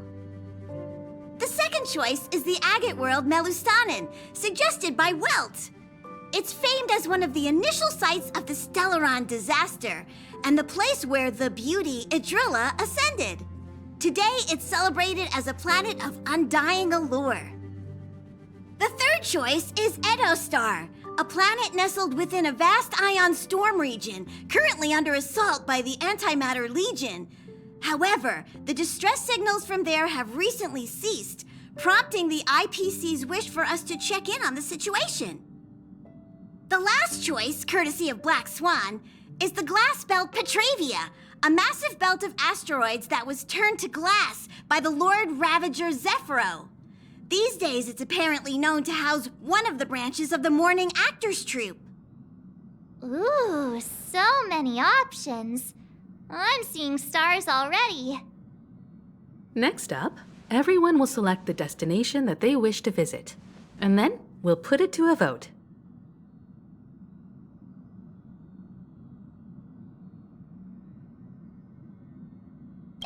that's the case, how about we go to Edo Star first?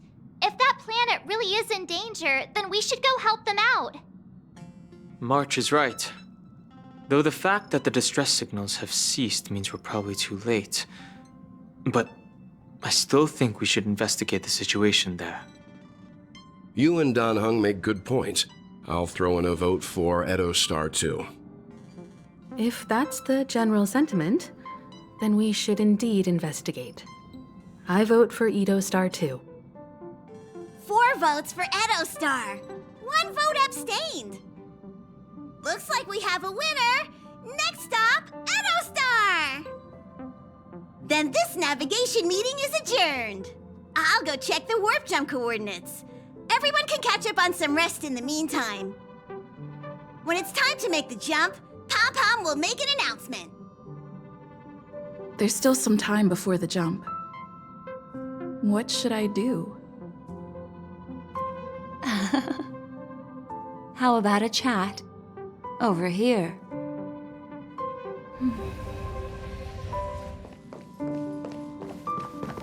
Please let this trip be uneventful. Please let this trip be uneventful. Please let this trip be uneventful.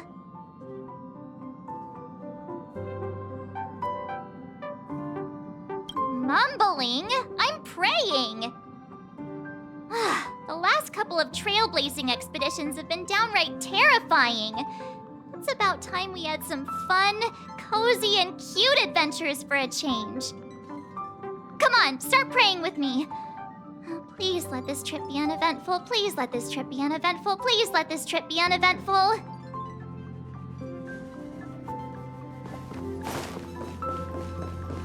Huh. For some reason, I'm suddenly stricken by the feeling that we haven't crossed paths in quite some time.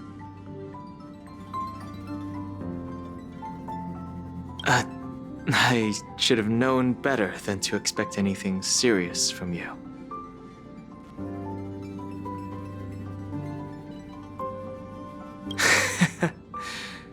Got it. This Astral Express sure is comfy. But I got one tiny problem with it. How come there ain't no potent drinks on this ride? I can live without malt juice, but at least stock something else. Like that white gem, common as dirt and not too pricey.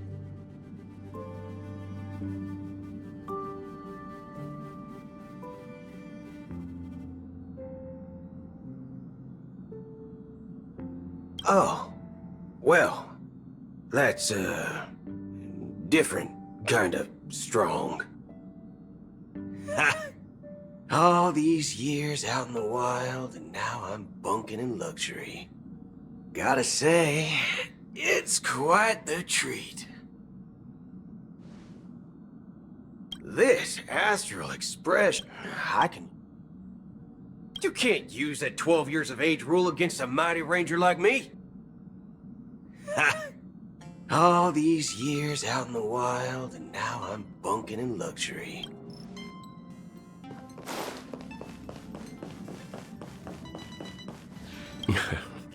You're fast becoming an excellent trailblazer.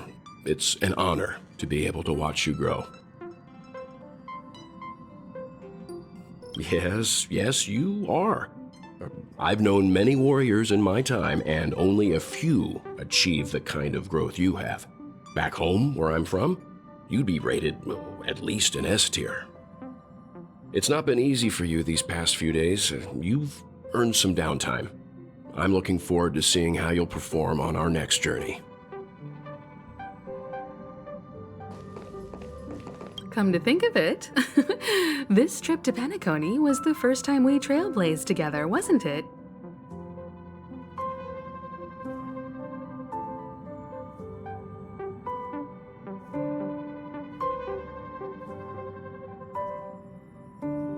It's all right. I understand your concern, but it's okay. I'm also a capable nameless, just like yourself. Turn in early today. You've really been pushing yourself hard recently. If you don't take this chance to recharge, it could lead to long-term problems. It seems fine when you're young, but it's a different story as you age.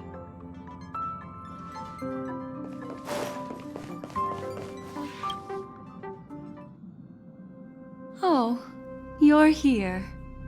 Seeing your reflection among the stars in the porthole really does seem somewhat surreal. How about it? This journey of beautiful dreams. Was it to your liking?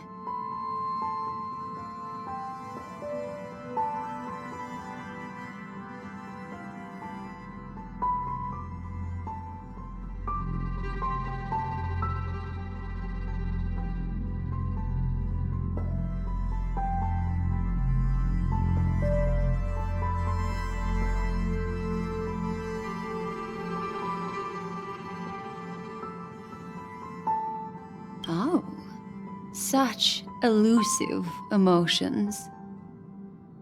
I've never encountered memories quite like this before. It stirred my curiosity. So, how about you hand that small parting gift back to me? I'm quite eager to have it back.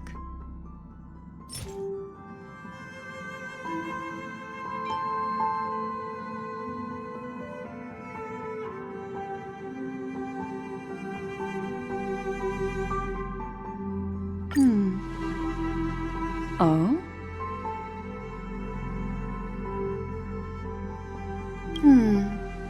Never mind. I just stumbled upon a particularly fascinating spot in your memory. Before I explain, I would like to apologize to you. This farewell gift I gave you isn't really a compass from the memory zone, but merely an empty light cone. Remember when we entered the hotel in the dreamscape for the first time, and I procured a few trinkets from your companions? Their functions are similar. This way, I can always be attuned to your location, ready to assist immediately if you encounter any threats. But this is not its most intrinsic function. Light cones are slices of light used to encapsulate solidified phenomena. This empty light cone is the same. It can etch your memories in their most vivid form, and then allow me to admire and manipulate them, turning them into unique mementos. All the world is born from the power of mind and soul, and that power is memory. To prevent ourselves from being forgotten by the world, we must make the world remember us, or use our memories to recreate it. Life, seemingly vast, offers but a scant collection of impactful memories. Some joyful, some sorrowful, some light, some heavy. But you are different. Memory is a reflection of the future. Within that reflection, I see your unparalleled worth. You have the power to craft memories that can captivate the world. Your memory can illuminate the universe's future path. And that memory will be as scintillating as the star clusters you see in this porthole.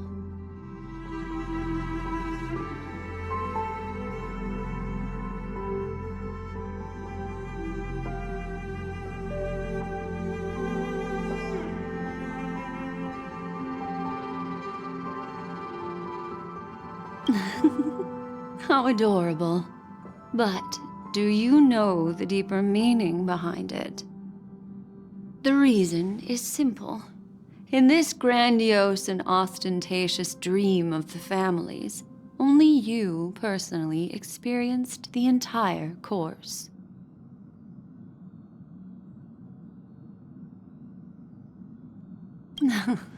Patience, my friend. I will reveal the answer to you, but that time is not now. Turn around and take a look at your friends. Every one of them is reveling at the arrival of their next destination, all filled with hopes and expectations of their own present and future. Revealing everything at this moment would be a bit of a buzzkill, wouldn't it? I'm looking for an opportune time, a time when you're totally at ease. Perhaps when the night grows hazy and you're about to drift off would be the most opportune. How about one fine night? I will prepare the candles, aromatics, and even a cushy couch to create a cozy dreamland for you. And then I will tell you the answer in the form of a little bedtime story to lull you to sleep. Hi! Hello! Attention all passengers! The express is about to make the jump. Please be seated and hold on! It looks like we're finally about to set off. There are countless gleaming memories out there waiting for us. Why don't we just leave it at that for now? That's right. As a small token of compensation for playing that little trick on you with the empty light cone, I will gift you with some words. They hold great significance to me. Life is akin to a winding labyrinth where memories serve as our sole companions. You'll remember these words dearly, won't you? In the year 2158 of the Amber Era, the first year of the new epoch, the universe resumed its intended trajectory. The kindling of conspiracy smoldered in Penacony, the land of the dreams. Failing to erupt into a blaze, it instead flickered briefly on Klapoth's anvil, before vanishing in the blink of an eye. The dead and those fated to die remain in their eternal slumber, while the living find solace in deep sleep. All clamored in a cacophony of silence, and then went about their own ways. The cosmos emanated a vitality characteristic of a new era, all for the modest price of a brother and sister's mild grief. Babies are born as stars extinguish. The silver rail unfolds. The story of the Astral Express comes to a close, yet it also embarks anew. Time marches forward, heralding the arrival of a new chapter in the history of trailblazing expeditions.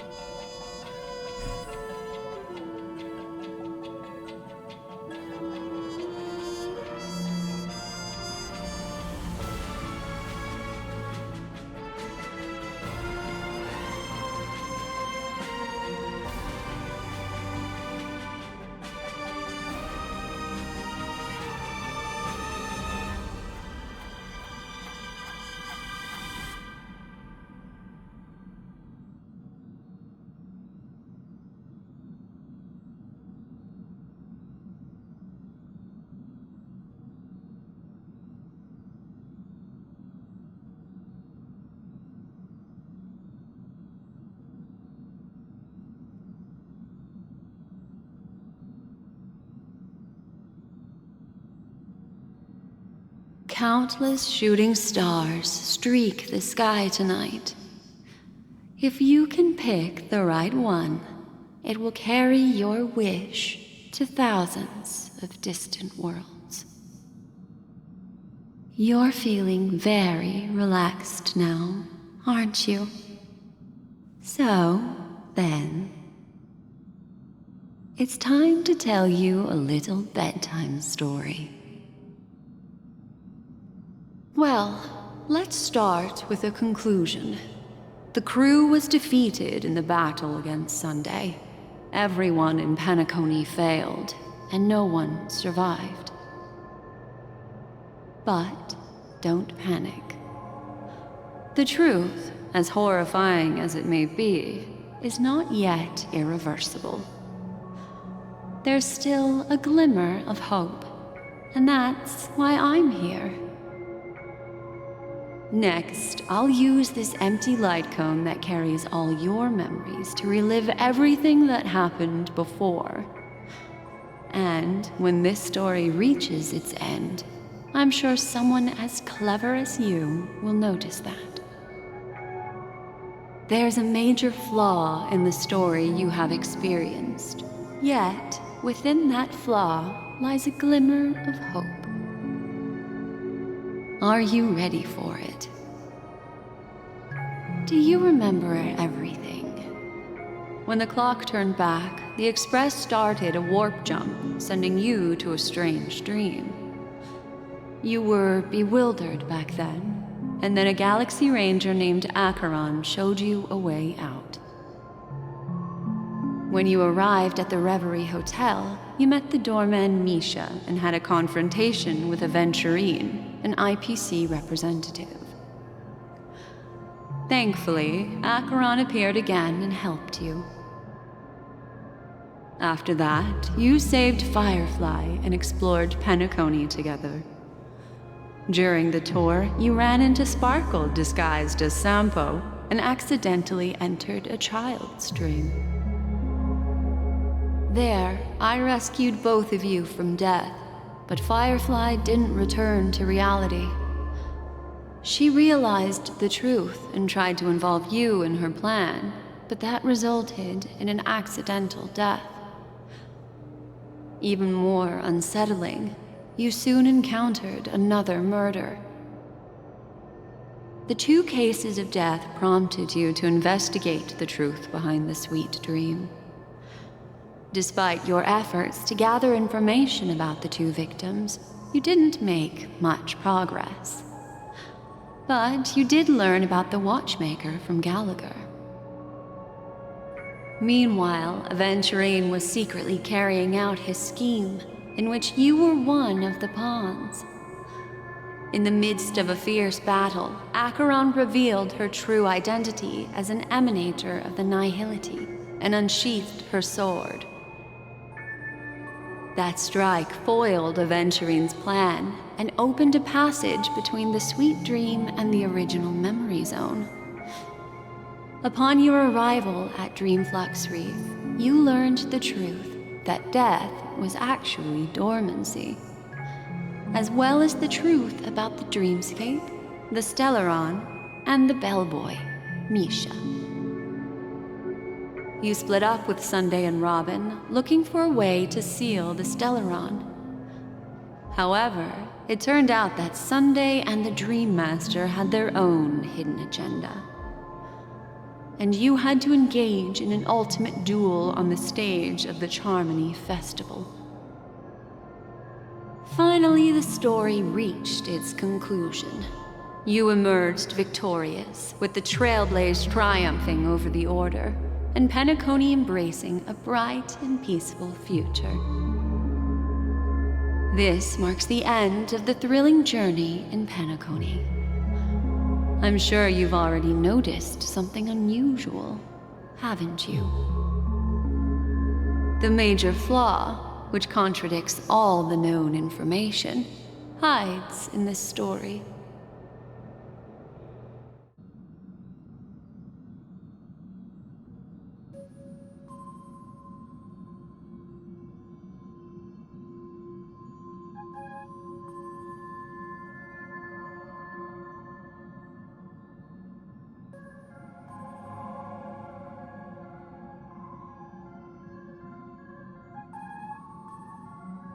It is true that Gallagher is a history fictionologist, but he didn't lie in this matter.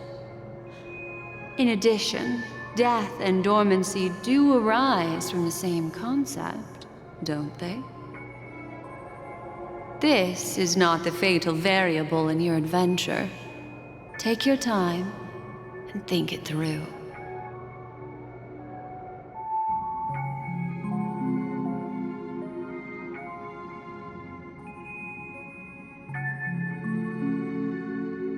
Are you suggesting that the sleeping and shapeless never bestows its gaze upon anyone, and thus no one can truly possess the power of the nihility? That's a very astute guess. But unfortunately, Acheron did progress further down the path of the nihility. Her unwavering belief in liberating the world from the grasp of paths surpasses the capabilities of ordinary humans. I'll discard that incorrect answer for you. Take your time and think it through. What is the fatal variable? Well, although the fake deaths of those two ladies don't align with our initial assumptions, this fact itself doesn't contradict the information we have so far. I'll go ahead and eliminate that incorrect answer for you. So, what is the fatal variable? Sparkle. Yes, Sparkle. The most enigmatic and elusive character in the entire story. But, unfortunately, she was the first to uncover the truth, and she did purposefully attack you to create confusion. By the way, she left me a message to pass on to you. Always make sure you can distinguish reality from imagination. Is that a clue, you may wonder? I'm not sure, although I'm pretty sure that the fatal variable has nothing to do with that masked fool.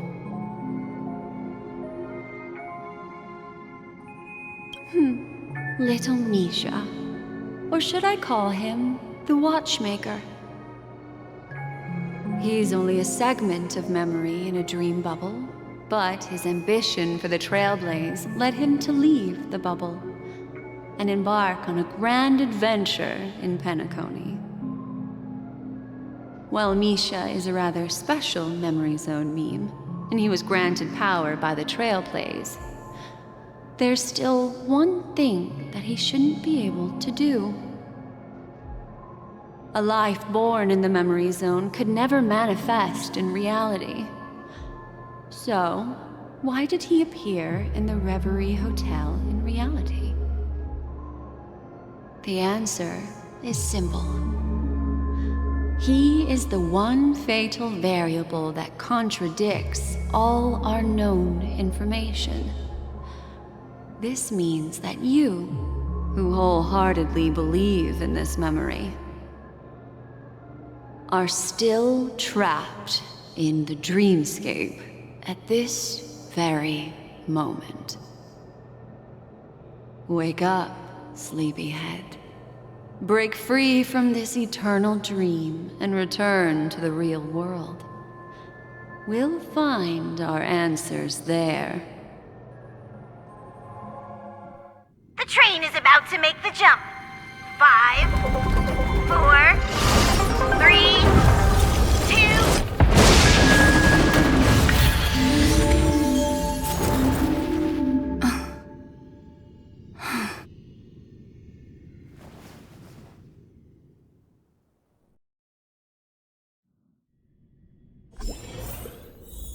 This way, darling.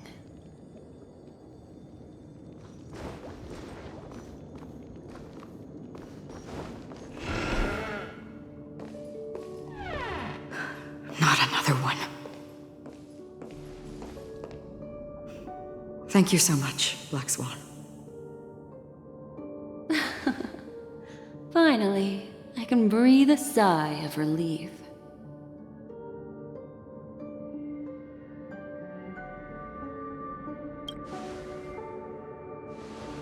I understand you must be confused, and will do our best to shed light on the situation.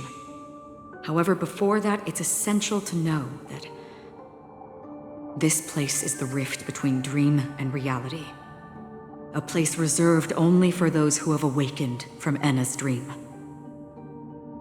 Do you remember Sunday's ambitious plan? He intended to harness the power of the Stellaron, the collective will of over 100,000 Oak family members, and the desires of everyone in Penacony to usurp the harmony and restore the order. Unfortunately, it didn't stop there.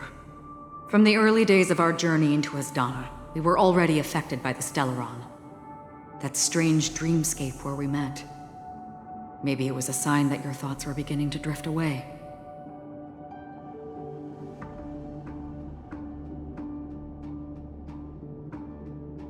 I don't think the goal of the Order was to put everyone into a deep sleep. Quite the contrary.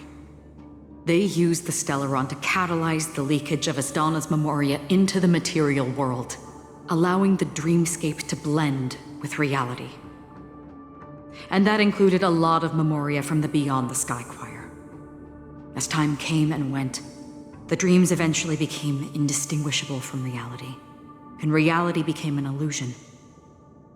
People think they are awake, but their spirits have long since stepped into the Temple of Order. This is what makes Enna's dream so powerful. In this paradise governed by the Order, everyone indulges in their delightful dreams and lives happily ever after. I believe what you experienced in the sweet dream, except for that flaw, was real. Only in this way could you reach the destination, lifting the crisis in Penacony and embarking on your next trailblazing expedition. If it wasn't for Acheron's plan, we might have been trapped in this dream forever. Fortunately, while the path of the Order governs all things, it can't affect the Nihility. I came to realize this when the Dream Master tried to expel me at any cost. This is also why you felt a sense of peculiarity when traveling with her. Well, I'm not as fortunate as she is. Even if I'm a memo keeper, I was still influenced by the power of the Order and fell into hallucinations. However, thanks to your memories, now we still have a chance to turn the tide. For mortals, even if they possess the great power of a path, they can't create a flawless world like gods do. That's why there was a flaw in your dream. In other words, once you have realized the world is not real, you'll have a chance to break free from the dream. The flaw in your dream lies within Misha, who could have never appeared in reality. When I turned the pages of your memories, I realized that I was in an illusion too.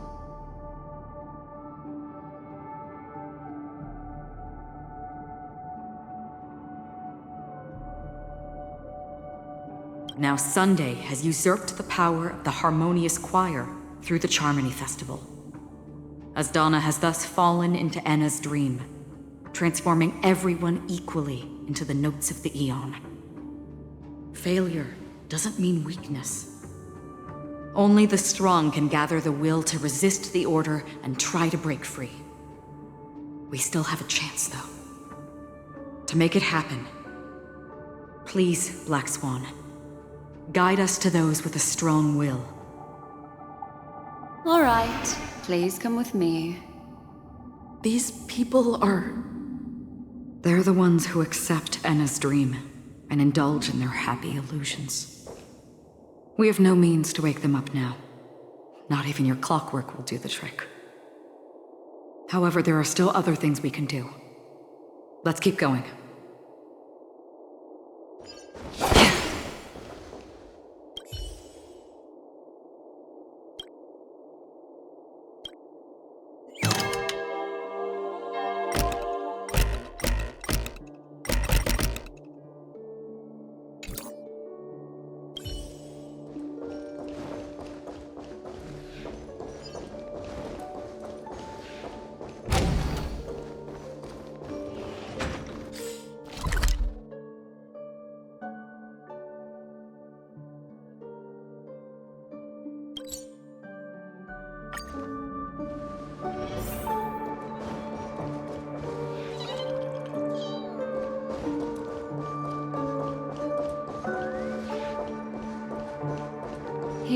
are.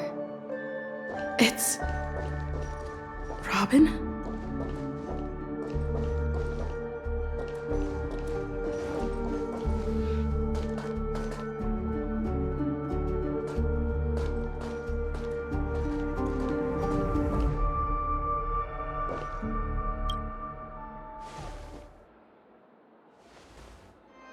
Finally, you've arrived. Let me introduce you to Robin. She woke up from Anna's dream by her own will, and it's this tough lady who led us here with her song. I woke up for the same reason as all of you. In the dream, I experienced something that could never occur in reality. Are we going to lock it up in a cage? I want to see it fly freely in the sky. Without us, this bird would be too fragile to survive on its own. Do you want it to die? No, but... Then let's take care of it together until it can return to the sky. Huh? Birds have wings because they're meant to fly. Even if they may crash on the ground one day, they shouldn't be trapped in a cage. Birds belong to the sky, so we should help them return there, right?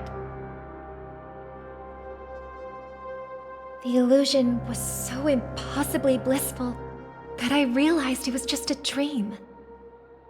And this is our final hope. Anna's dream is founded upon the harmonious choir, namely everyone's shared wishes.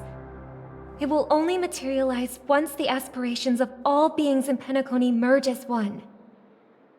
At present, it has become impervious due to people's desire to remain slumbering within the dream. And in order to destroy it,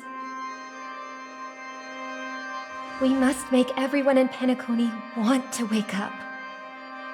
Now comes the tricky part. How do we do it?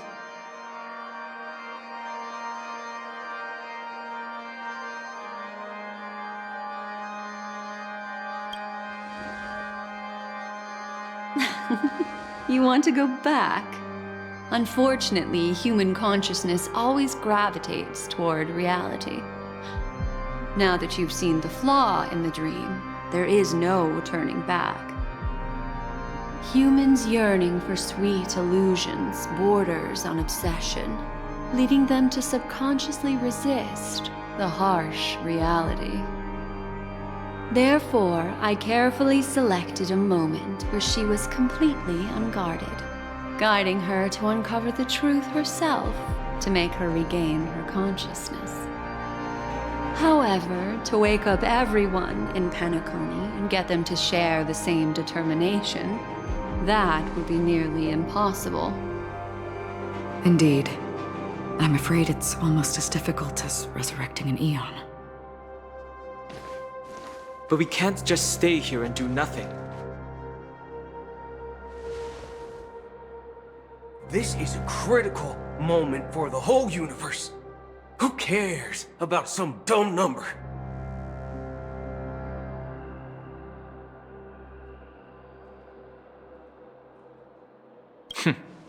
Thanks to Black Swan. You're welcome. And thanks to the memo keepers in Penacony, too. I believe your partners have also awakened from their dreams. This is the first step of our plan. With the assistance from the Garden of Recollection, those who possess a strong will, like you, will gradually awaken from the dream. These free wills are the discord that will sway Anna's dream. However, awakening a mere handful of individuals is insignificant compared to the vast number of people immersed in the dream. We must find other ways to awaken the free will of millions of people within a short period of time. If breaking through from the inside proves challenging, we can seek assistance from the outside. We've long been aware of a potential solution. Asdana is a galaxy known for its abundant memoria and the remarkable phenomenon known as synesthesia dreamscape.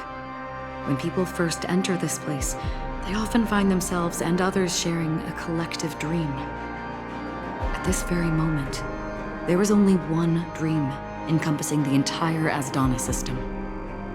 So, you mean, if we can attract a large number of outsiders to this system, their free will would intertwine with this dream and shake it to its core? However, those outsiders might also succumb to the dream and become the foundation of the Order instead.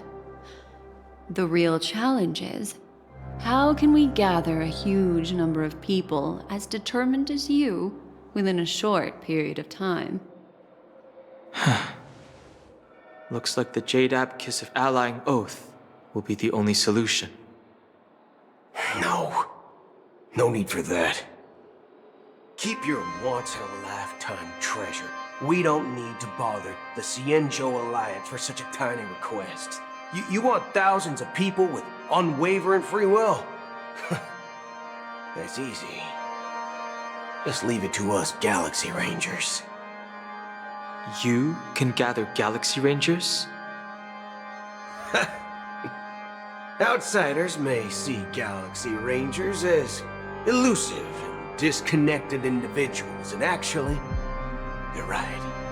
And that's why we have a tacit understanding among us. Do you know what it is, Acheron? It's the relic I returned to you. Exactly. Its owner must have told you that it's meaningless to anyone other than a Galaxy Ranger, and that it can only fulfill its purpose when returned to its rightful owner. Because it's a burial artifact, worthy only of a hero who has served the Galaxy Rangers with honor.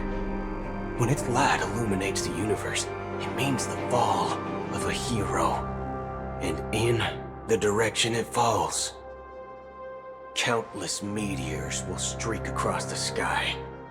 Those meteors are Galaxy Rangers, coming from all corners of the cosmos, driven by a shared purpose, without questioning the cause or counting the cost, because we abide by a common principle. The shooting stars of the hunt only descend on the longest night, and with them comes the dawn. We've stayed silent for far too long. Now, it's time to remind all the cowards, oppressors, and villains of the universe of our presence. I'll be the one to ignite the first spark. Once the dreamscape is swayed, I'll complete the second step. I'll fine-tune the slumbering souls with the Song of the Harmony, interrupting them with the discord of trailblaze, and guiding them towards reality. It's true that some people are born strong, and others are born weak. If the trailblaze is the target of heroes, then the Harmony will guarantee that the strong help the weak.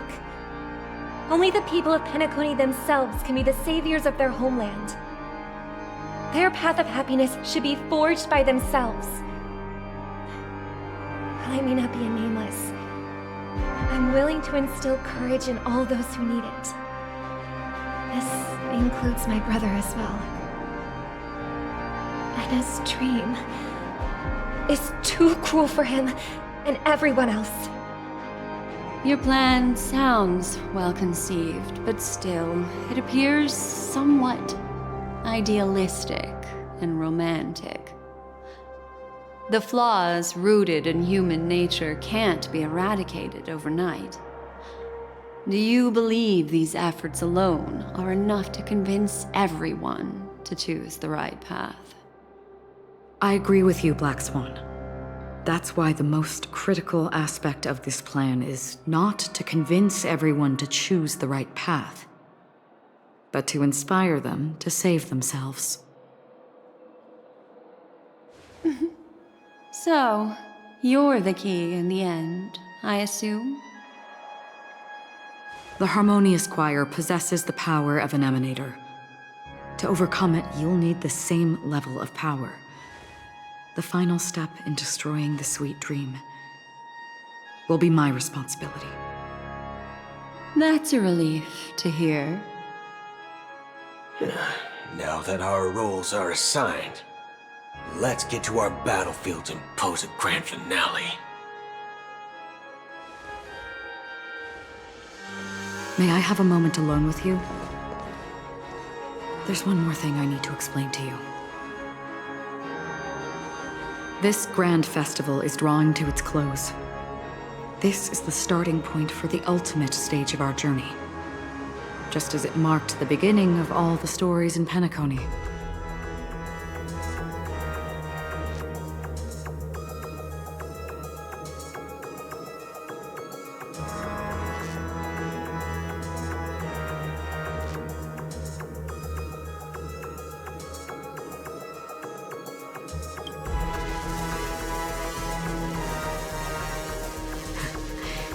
Only by reflecting on our steps can we remember the path we should be walking on, and the companions who have walked alongside us. There's something you should know. We were able to locate you within this boundless dream, and find the key to breaking free from the dream. All because of one person's unwavering dedication. Firefly. She awakened from the dream ahead of others, discovered the Express amidst the stars, and brought us valuable information about the remnants of the Order. She may have been aided by the script, and it came at a cost. As you know, Firefly is a stowaway who entered the dreamscape in a different way from ours. Without the dream pool in the hotel or assistance from the family, she can only awaken from this dream in one way. A real death. We mustn't fail her determination. I'm not implying that we must win this fight no matter what, but our resolve should match that of that courageous lady. Are you ready?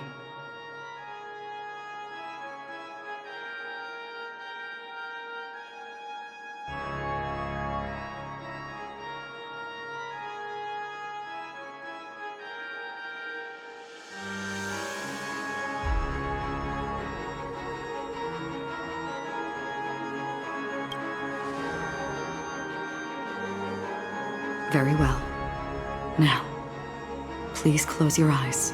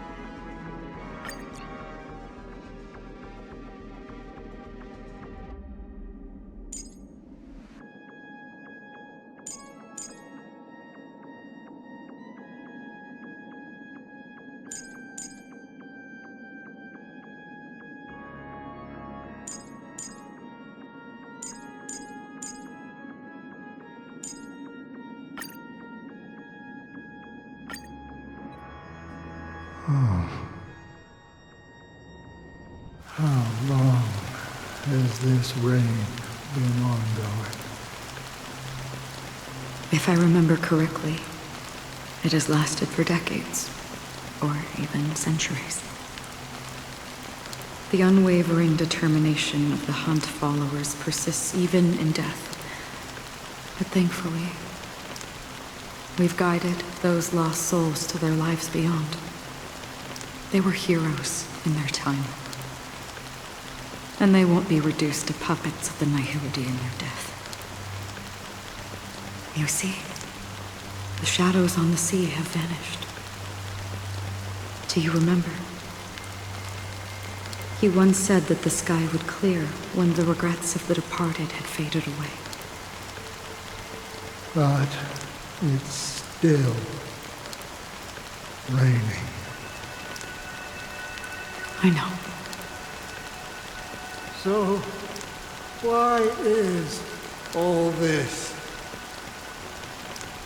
Why did this rain choose me?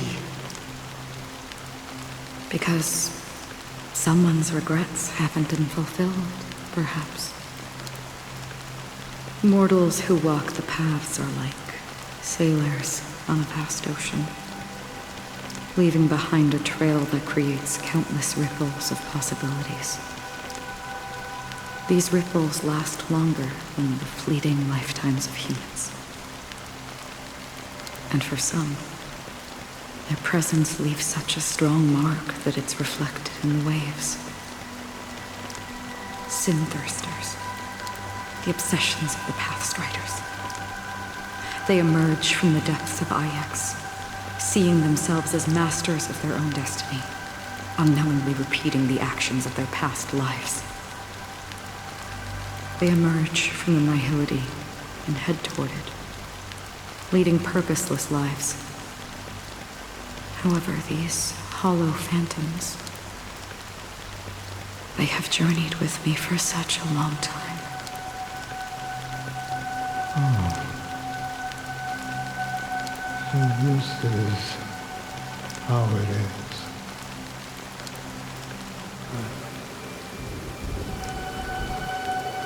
I'm already dead. Yes. Are you watching over me? This is my duty as Acheron the Watcher. I'm guarding the path to the abyss of the nihility, guiding every soul reluctant to become one with it. Back to this side. But if this is what the departed ones expected, should you try to change it? I don't know. But someone once told me that when the inevitable moment came, he hoped that someone would stand at his grave and place a bouquet of flowers. Even if it doesn't make sense at all. Some tasks have to be done, even if they are pointless. I have experienced that much already. Please extend your hand and then close your eyes. I'll carry your wish with me and fulfill it. Only then will I be able to put an end to the final regret by the Dead Sea. Will I ever see them again? Yes, that is certain. Because it was you who told me about the Express, your two former companions. The expedition cut short by the swarm, your narrow escape from death, and your encounter with the Galaxy Rangers. And Penacony, the hometown to which you could never return. Yeah, for countless times I got rejected by the family and had to pass it by. But I knew that my companion was still there.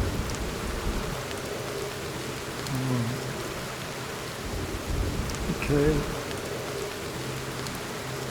Are you still there? Take my hand and come with me. We'll leave this place. You'll embark on a long, long journey, shrouded in darkness. But fear not, as a touch of red will be awaiting you at the end of the path. That's the color of existence. Follow it, and it'll guide you and illuminate the way out. By doing so, you'll eventually reunite in the warmth of the sunlight. Thank you. May death be the end of your boundless dream, guiding you back to the waking world. Welcome to the horizon of existence. This place is one of the thousands of manifestations belonging to the sleeping and shapeless. And it's also an exit out of the nihility for the awake ones. Let's bid our final farewells here.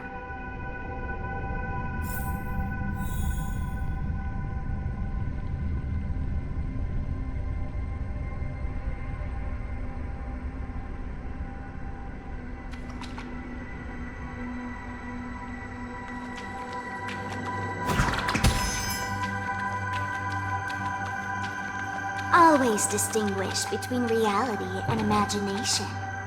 All right, Gray? Life is akin to a winding labyrinth where memories serve as our... May your schemes be forever concealed. Anna's dream is too cruel for him and everyone else. To the imperfect tomorrow. I still remember the question on the invitation letter.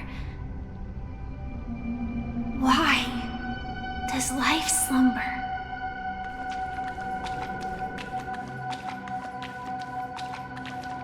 Why does life slumber? We don't know the answer yet, but we're about to awaken from this dream. Or perhaps such is the answer itself. Leave this place, return to where you belong, and awaken Penacony from this dream.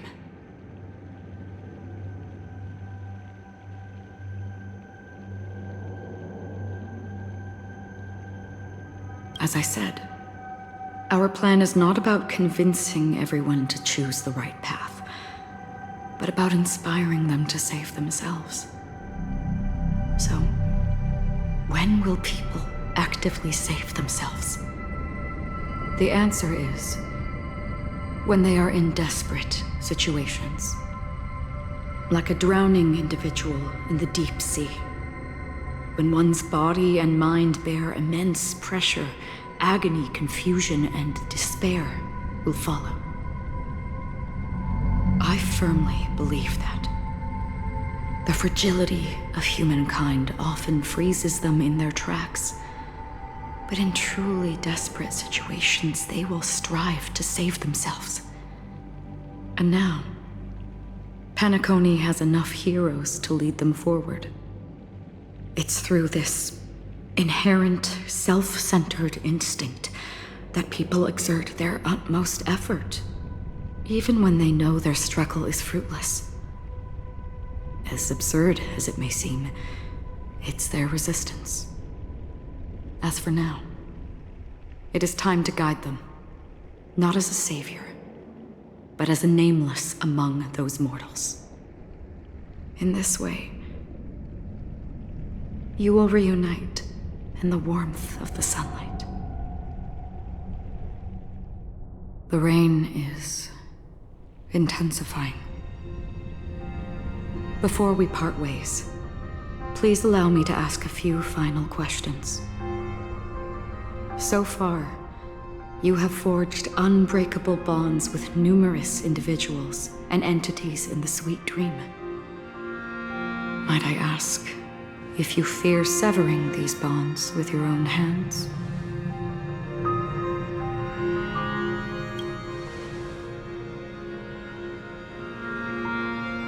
If there is a vast, lifelike dreamland that is virtually indistinguishable from reality, a realm without death, where everyone can attain the happiness and fulfillment they deserve, living blissfully ever after, I would ask, would you wish to stay?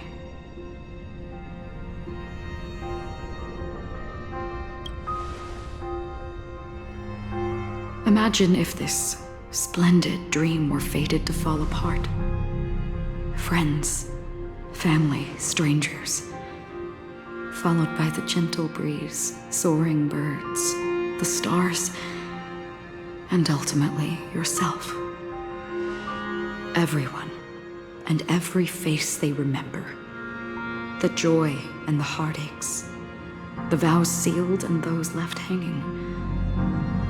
All will inevitably march towards a predetermined ending. If you had grasped the journey's finale right from its inception, I would ask, would you still embark on this journey?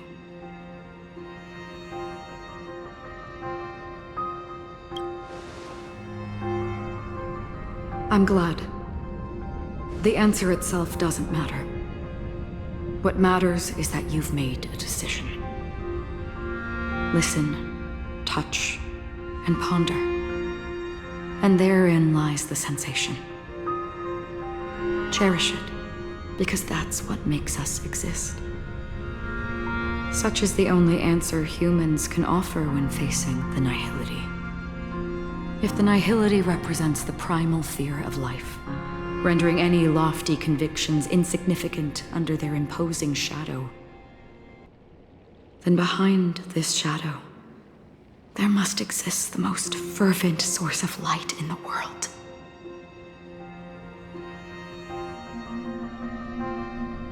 Just as every life that edges closer to death fervently approaches the end of the nihility, we must pursue that primordial light. Now come to think that you exist in the nihility, and you watch over others to depart it.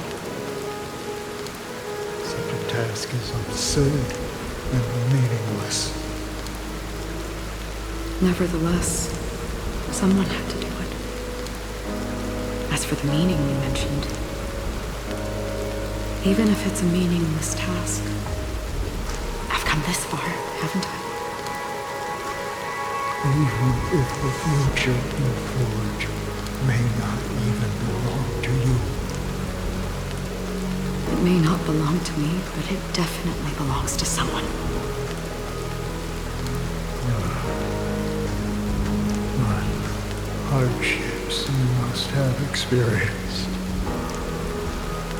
In that case, allow me to do something meaningless too.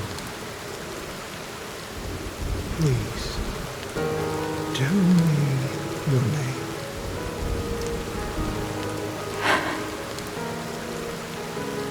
Perhaps my existence will vanish in the next moment. Nobody will remember this conversation or your answer. But I believe that your name should be remembered. And this universe will remember it as well.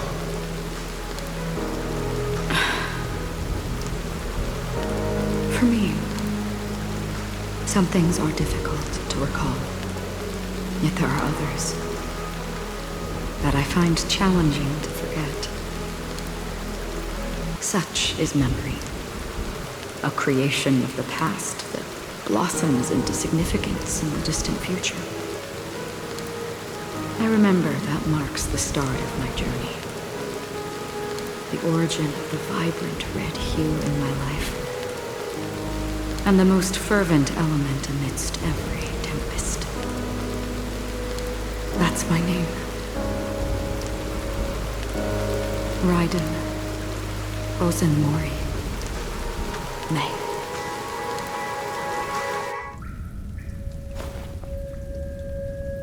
The Golden Dream is getting restless.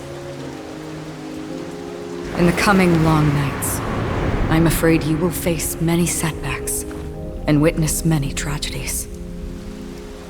And in the end, you will only see in black and white. But please believe me, that in that monochrome world, there will be a glimpse of fleeting red. And when you make a choice, it will appear once more.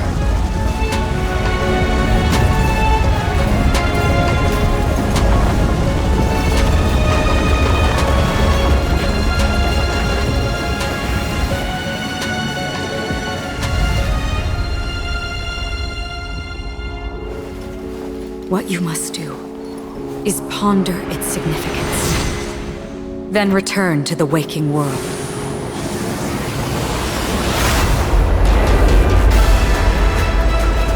That's where we all find our answers.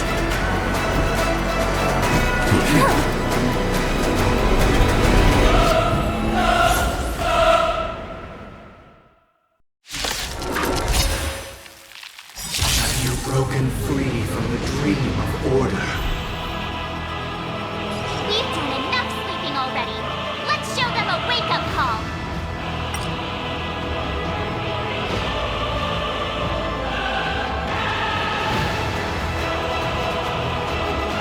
All things in this world have their laws. Human creations!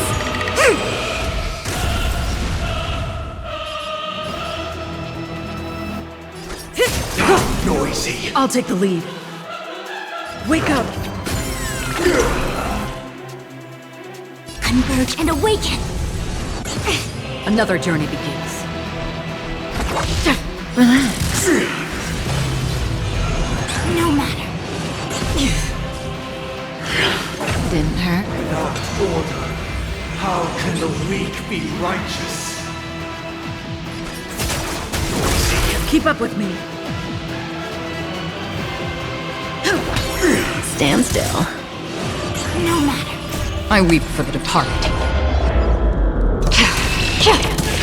It too shall fall.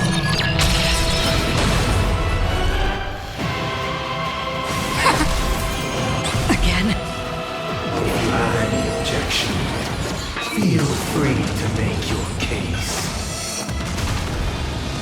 Didn't hurt. Good times never last. Time to say bye. Boom. Destined for oblivion.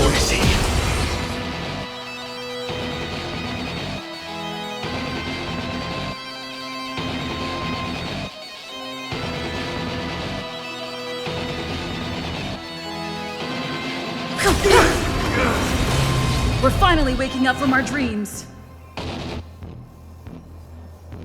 Listen up! I see through you. Let's play our own. Let the show begin.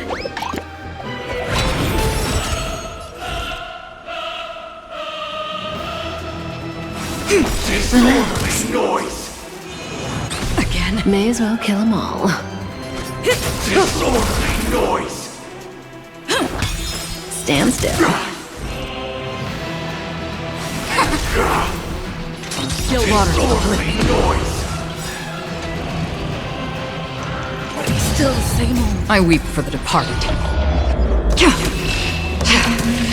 It too shall fall.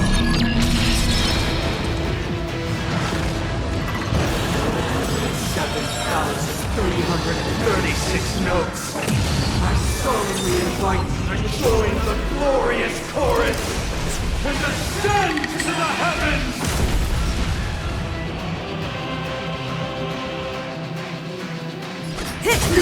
Now noisy. Relax. Now noisy.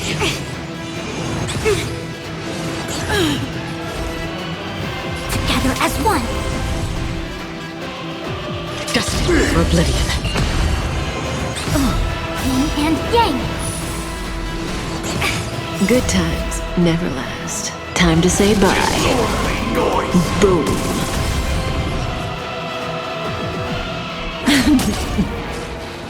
Noise is fading. Still, the dreamscape is indistinguishable from reality. Can it still be called an illusion? Again? Let's play our own melody. Let the show begin.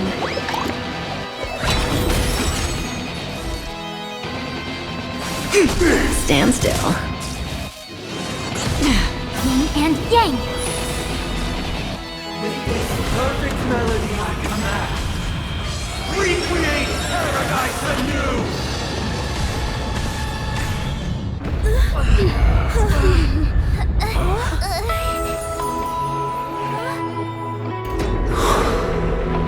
Music.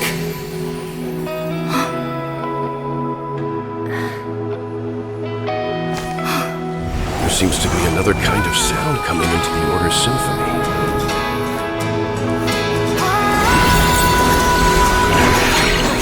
Penacony's first and last disharmony. I'll take the lead. Those imprisoned in their dreams are awakening for freedom. Disorderly noise! Robin, is that you singing? Brother, you have heard their cries. This is not the paradise they hoped for. Even so, they don't know where they should be heading. That's why I had to become the lone star in the sky to guide them. Even if that star must hang in a perpetual night of solitude.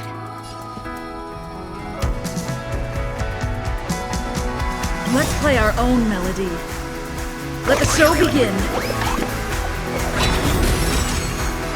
All things in this world have human creations. Good times never last. Time to say bye. Boom.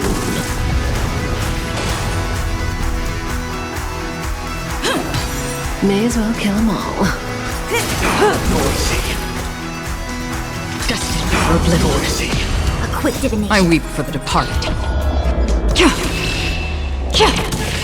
It too shall fall. Stand still. Uphold the truth, and you will.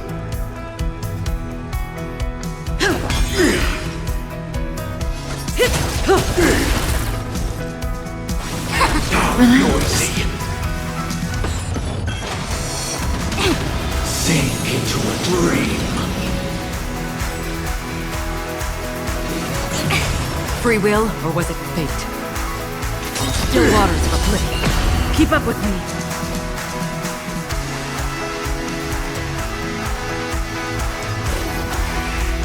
The weakness of humanity cannot be redeemed by others.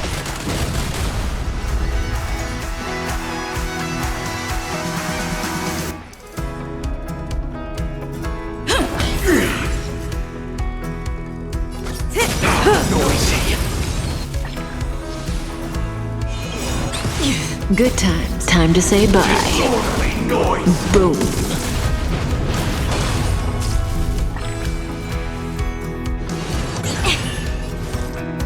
Converge and awaken. Still the same. All things human creations.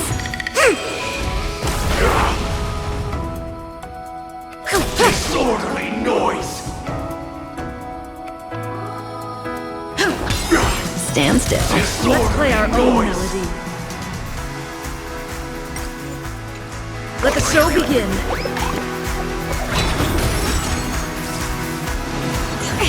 Another journey begins. Destined for oblivion. Disorderly noise. If we had never experienced solitude, how could we have embarked on different paths? Now, our final talk has concluded. All the work of creation has been completed. The inevitable day has arrived. The embryo of philosophy will reshape for us all of reality. If your paradise can save more people, sever my path with your hands. I swear on truth. I see through you.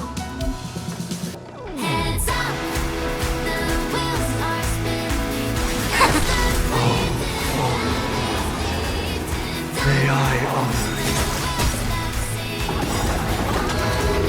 Witness the will of the weak. you. Insolent. I'll take the lead.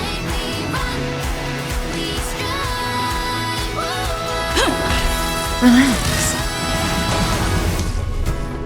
This 7-day vow, I command you to heed my summon. It too shall fall. Insolent. Still waters of oblivion. Uh-oh! I have a bad feeling about this!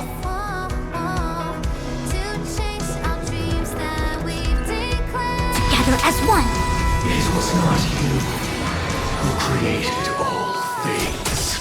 It was humanity that created you.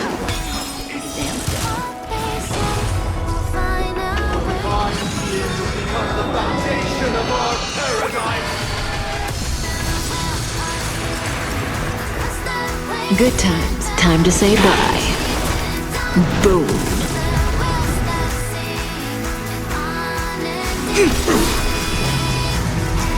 My solemn desire for order. To achieve the perfect the order is not the only choice. Even if the future is full of pain, we won't escape from it. We're finally waking up from our dreams. Relax. A quick divination. Say bye to breathing. Blasphemous. Stand still. Free will, or was it fate? I weep for the departed. It too shall fall. Still waters of oblivion.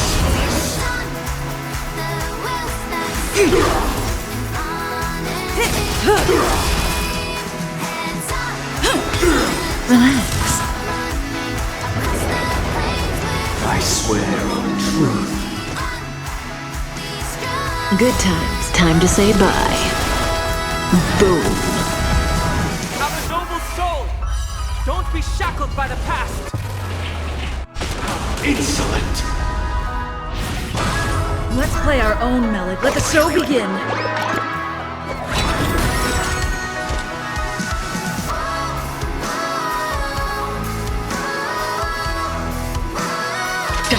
Insolent!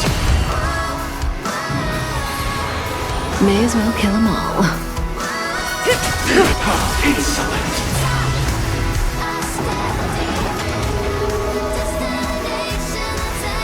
Together as one.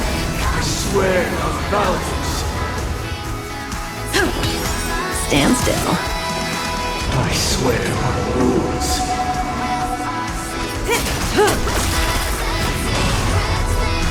I swear on meaning.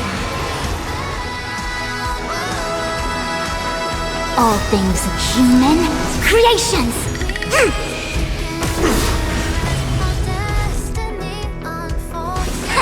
Relax. I swear on human dignity. Keep up with me. Awaken, judge of the world.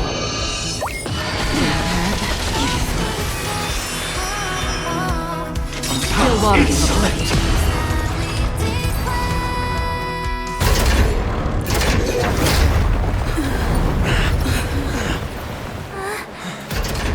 So, why does life slumber?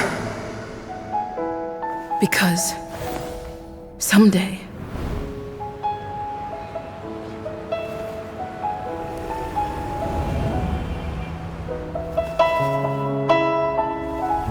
we will wake up from our dreams.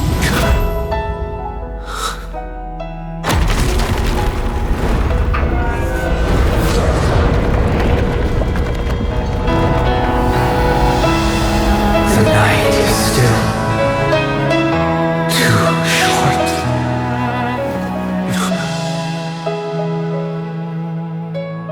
Brother, the dream is over.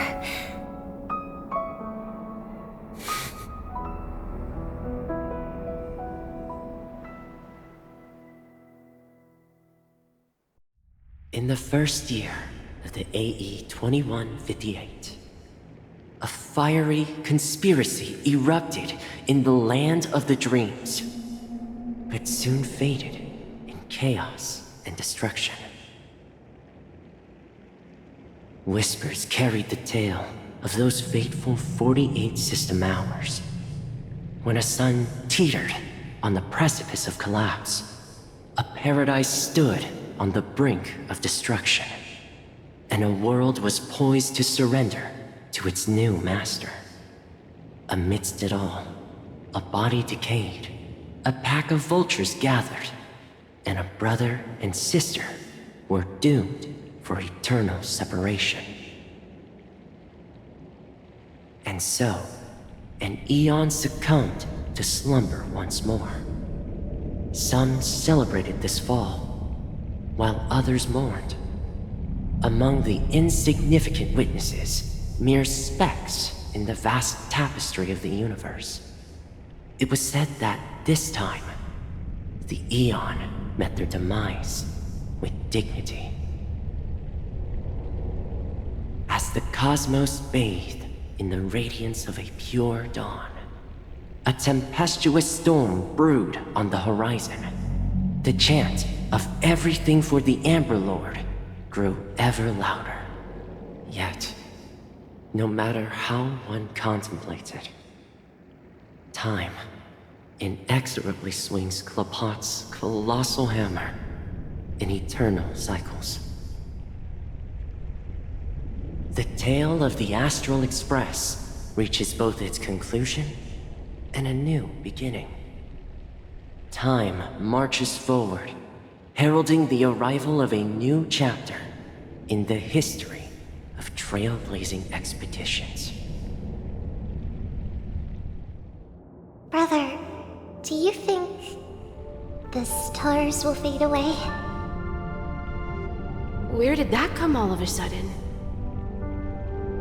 Because the constellation that looks like a bird, the torrent eagles, looks a bit dim lately. It's the Torment Eagles. Don't worry, it's still there. It's just it's located in the inner ring of Penacony and can only be seen when spring and summer overlap. As for the question you asked, I think stars do die, just like people. But do you know, sister? No star actually belongs to the present. The light we see from them is from a long time ago. Even after the stars perish, their light will travel millions of light years, spanning countless years, to illuminate the night sky of another world. In our paradise, I believe there will be a star like that, shining with the same light.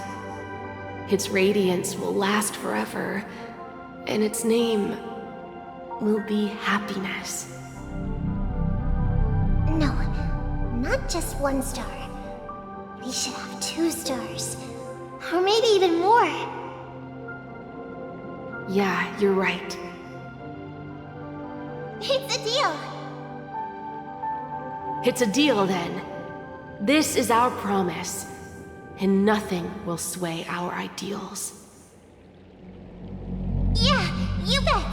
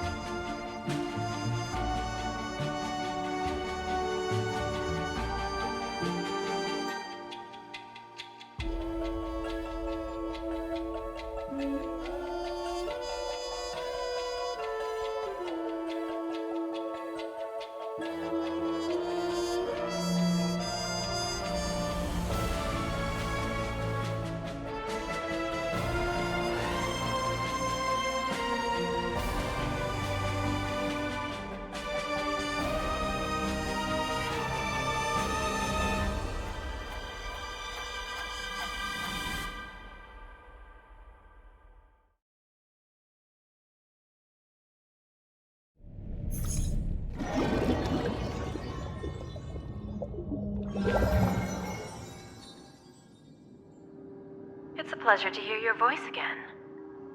Congratulations. You've become the biggest winner of this festival. Are you calling just to poke fun at me? No. I'm just impressed. Not only did you venture alone into Penacony and discover the truth of Dreamflux Reef, but you also managed to escape with the help of that Knight of Beauty. Remember the recording you received from your trailblaze friend? It's now the most valuable chip in this game. However, this came at a high cost. Losing a cornerstone is a hefty price to pay. Diamond just called a meeting to discuss what to do with you. Just as I expected. So is Diamond planning to demote me, or kick me out of the 10 Stonehearts? Why don't you take a wild guess? Well, alright. Then I'll guess. He's going to promote me to P46? Alright. What will you wager? Are we talking about a real bet here? I don't want to wager anything just to escape your clutches. But if it's just a friendly bet, I'll put on the line what I did when we first met. I'll bet my life, ma'am. Interesting. But since it's Diamond's call, no one can predict the outcome. I'm on my way to Penacony. Once everyone is settled, we'll return to Pier Point for the final showdown. Sounds like I'll be out of the action for a while. Finally, a chance to kick back and relax. Yeah. Leave everything to me and Topaz, child. Thanks to you, as soon as the Jade Stone was delivered to the family's compound, we finished up our preparations. The seeds we planted have taken root. Soon, it'll be time to reap the rewards. Huh?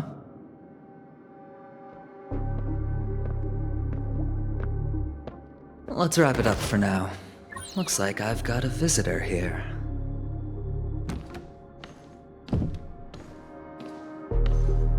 Oh, so many surprises today. Didn't expect a Galaxy Ranger and wanted criminal to show up here. One who managed to take out 2 IPC members under the noses of our fleet. Do you understand what that means? Screw wubba boo, I just put him to sleep. Don't try to intimidate me with that nonsense. Besides, I've taken down more IPC lackeys than the residual value you squeezed. And I don't mind adding a few more zeros to my wanted poster. I have a question for you. Be honest, or I don't mind putting a bullet into your head.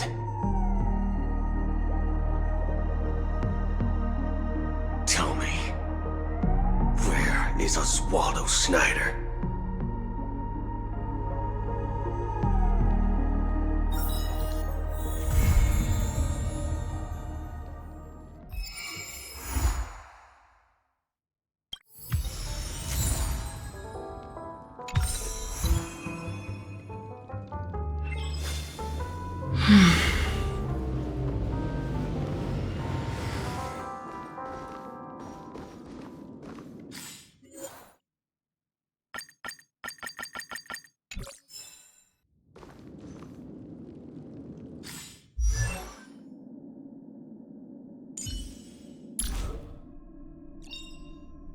Unknown to each other, yet united in purpose, we make the same choices.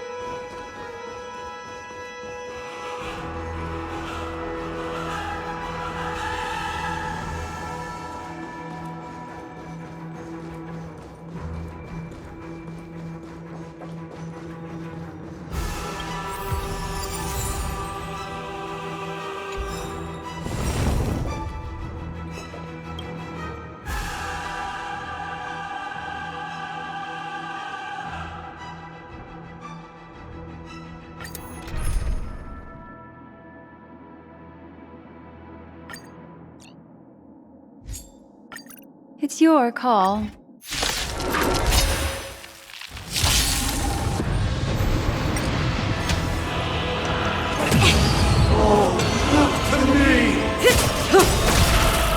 Time to say bye. Boom. Converge and awaken. Stand still. I weep for the departed. It too shall fall. Destined for oblivion. Disorderly noise! The noise is fading! It didn't hurt. Noisy! Relax. Disorderly noise! Gods awaken! On the still waters of oblivion. I weep for the departed. It too shall fall. With wisdom comes protection. Stand still. Human creations. Noisy. All things are part of the melody. Yin and yang. Time to say bye. Boom. Noisy. Together as one. Relax. Destined for oblivion. All the work of creation has been completed. The inevitable day has arrived. I weep for the departed. It too shall fall. I swear on truth. I swear on the calendar. Stand still.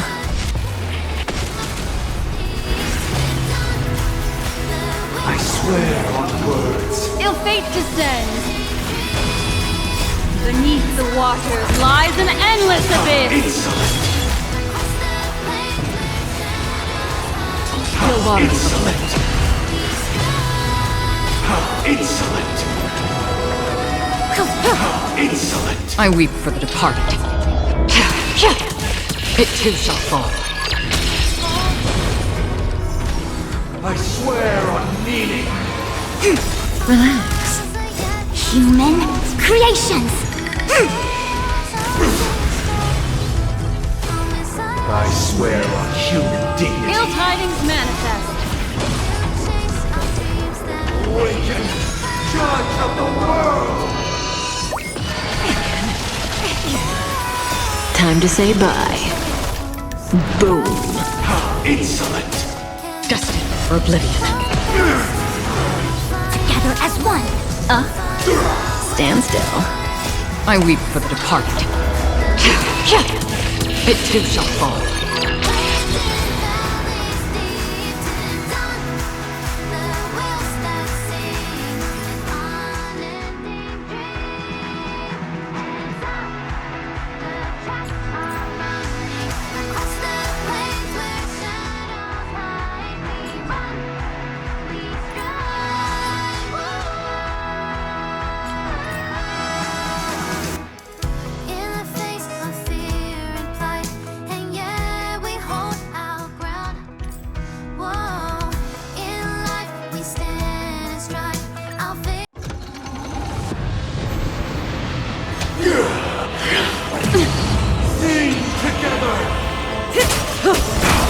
Converge and awaken!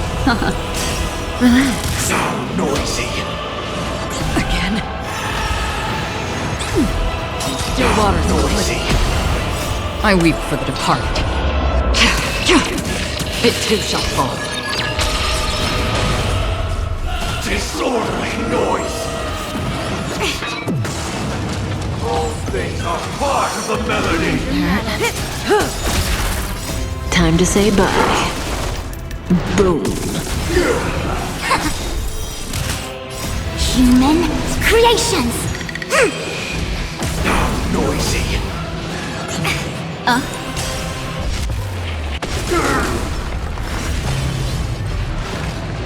Gods awaken!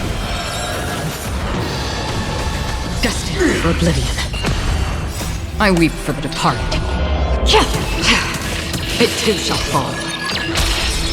Disorderly noise. No matter yin and yang!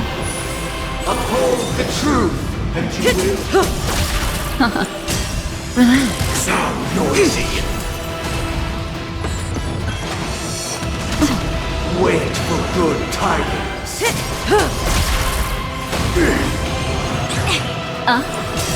Stand still. Beneath the waters lies an endless abyss. Noisy. I weep for the departed. It too shall fall.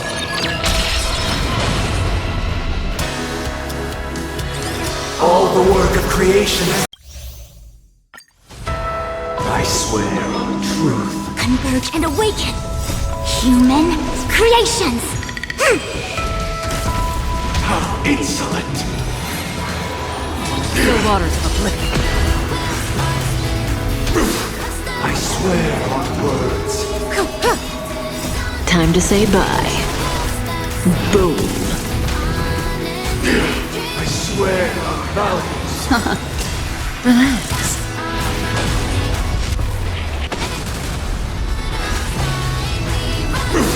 I swear on rules. I swear on meaning. Destined for oblivion. I weep for the departed. It too shall fall. I swear on human dignity. Awaken, judge of the world! Stand still. I swear on truth. I swear on the calendar. Still waters of oblivion. I swear on words. Together as one! I swear on values. Relax.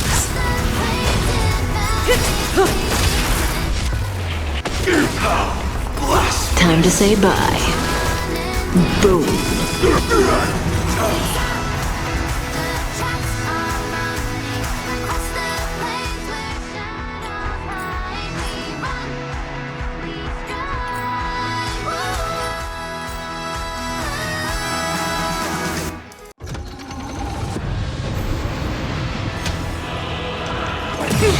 Yin and yang! Human creations! Look to me! Converge and awake!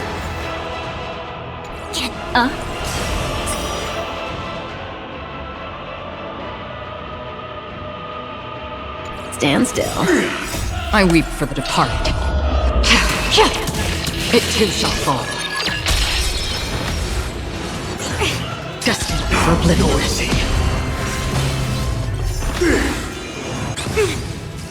Disorderly noise! All things are part of the melody! No matter. Relax. Disorderly noise! Enjoy eternal peace! Still waters of oblivion. Gods awaken! Yin and yang! I weep for the departed. It too shall fall. Time to say bye. Boom.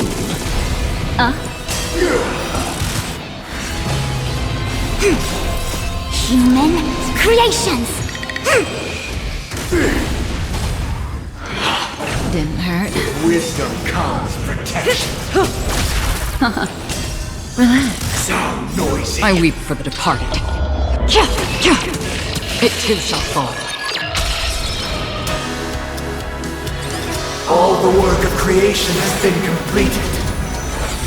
The inevitable day has arrived. The embryo of philosophy will reshape for us all of reality. I swear on truth. Destined for oblivion. I swear on the calendar. Together as one! I swear on words. I swear on mountains. Stand still. Beneath the water lies an endless abyss! Insolent! How insolent! I swear on meaning! Still waters of oblivion. I weep for the departed. It too shall fall. I swear on human dignity. Time to say bye. Boom. Awaken, judge of the world! Relax. How insolent! I swear on truth. I swear on the calendar. Destined for oblivion. I swear on words. Stand still. I weep for the departed. It too shall fall.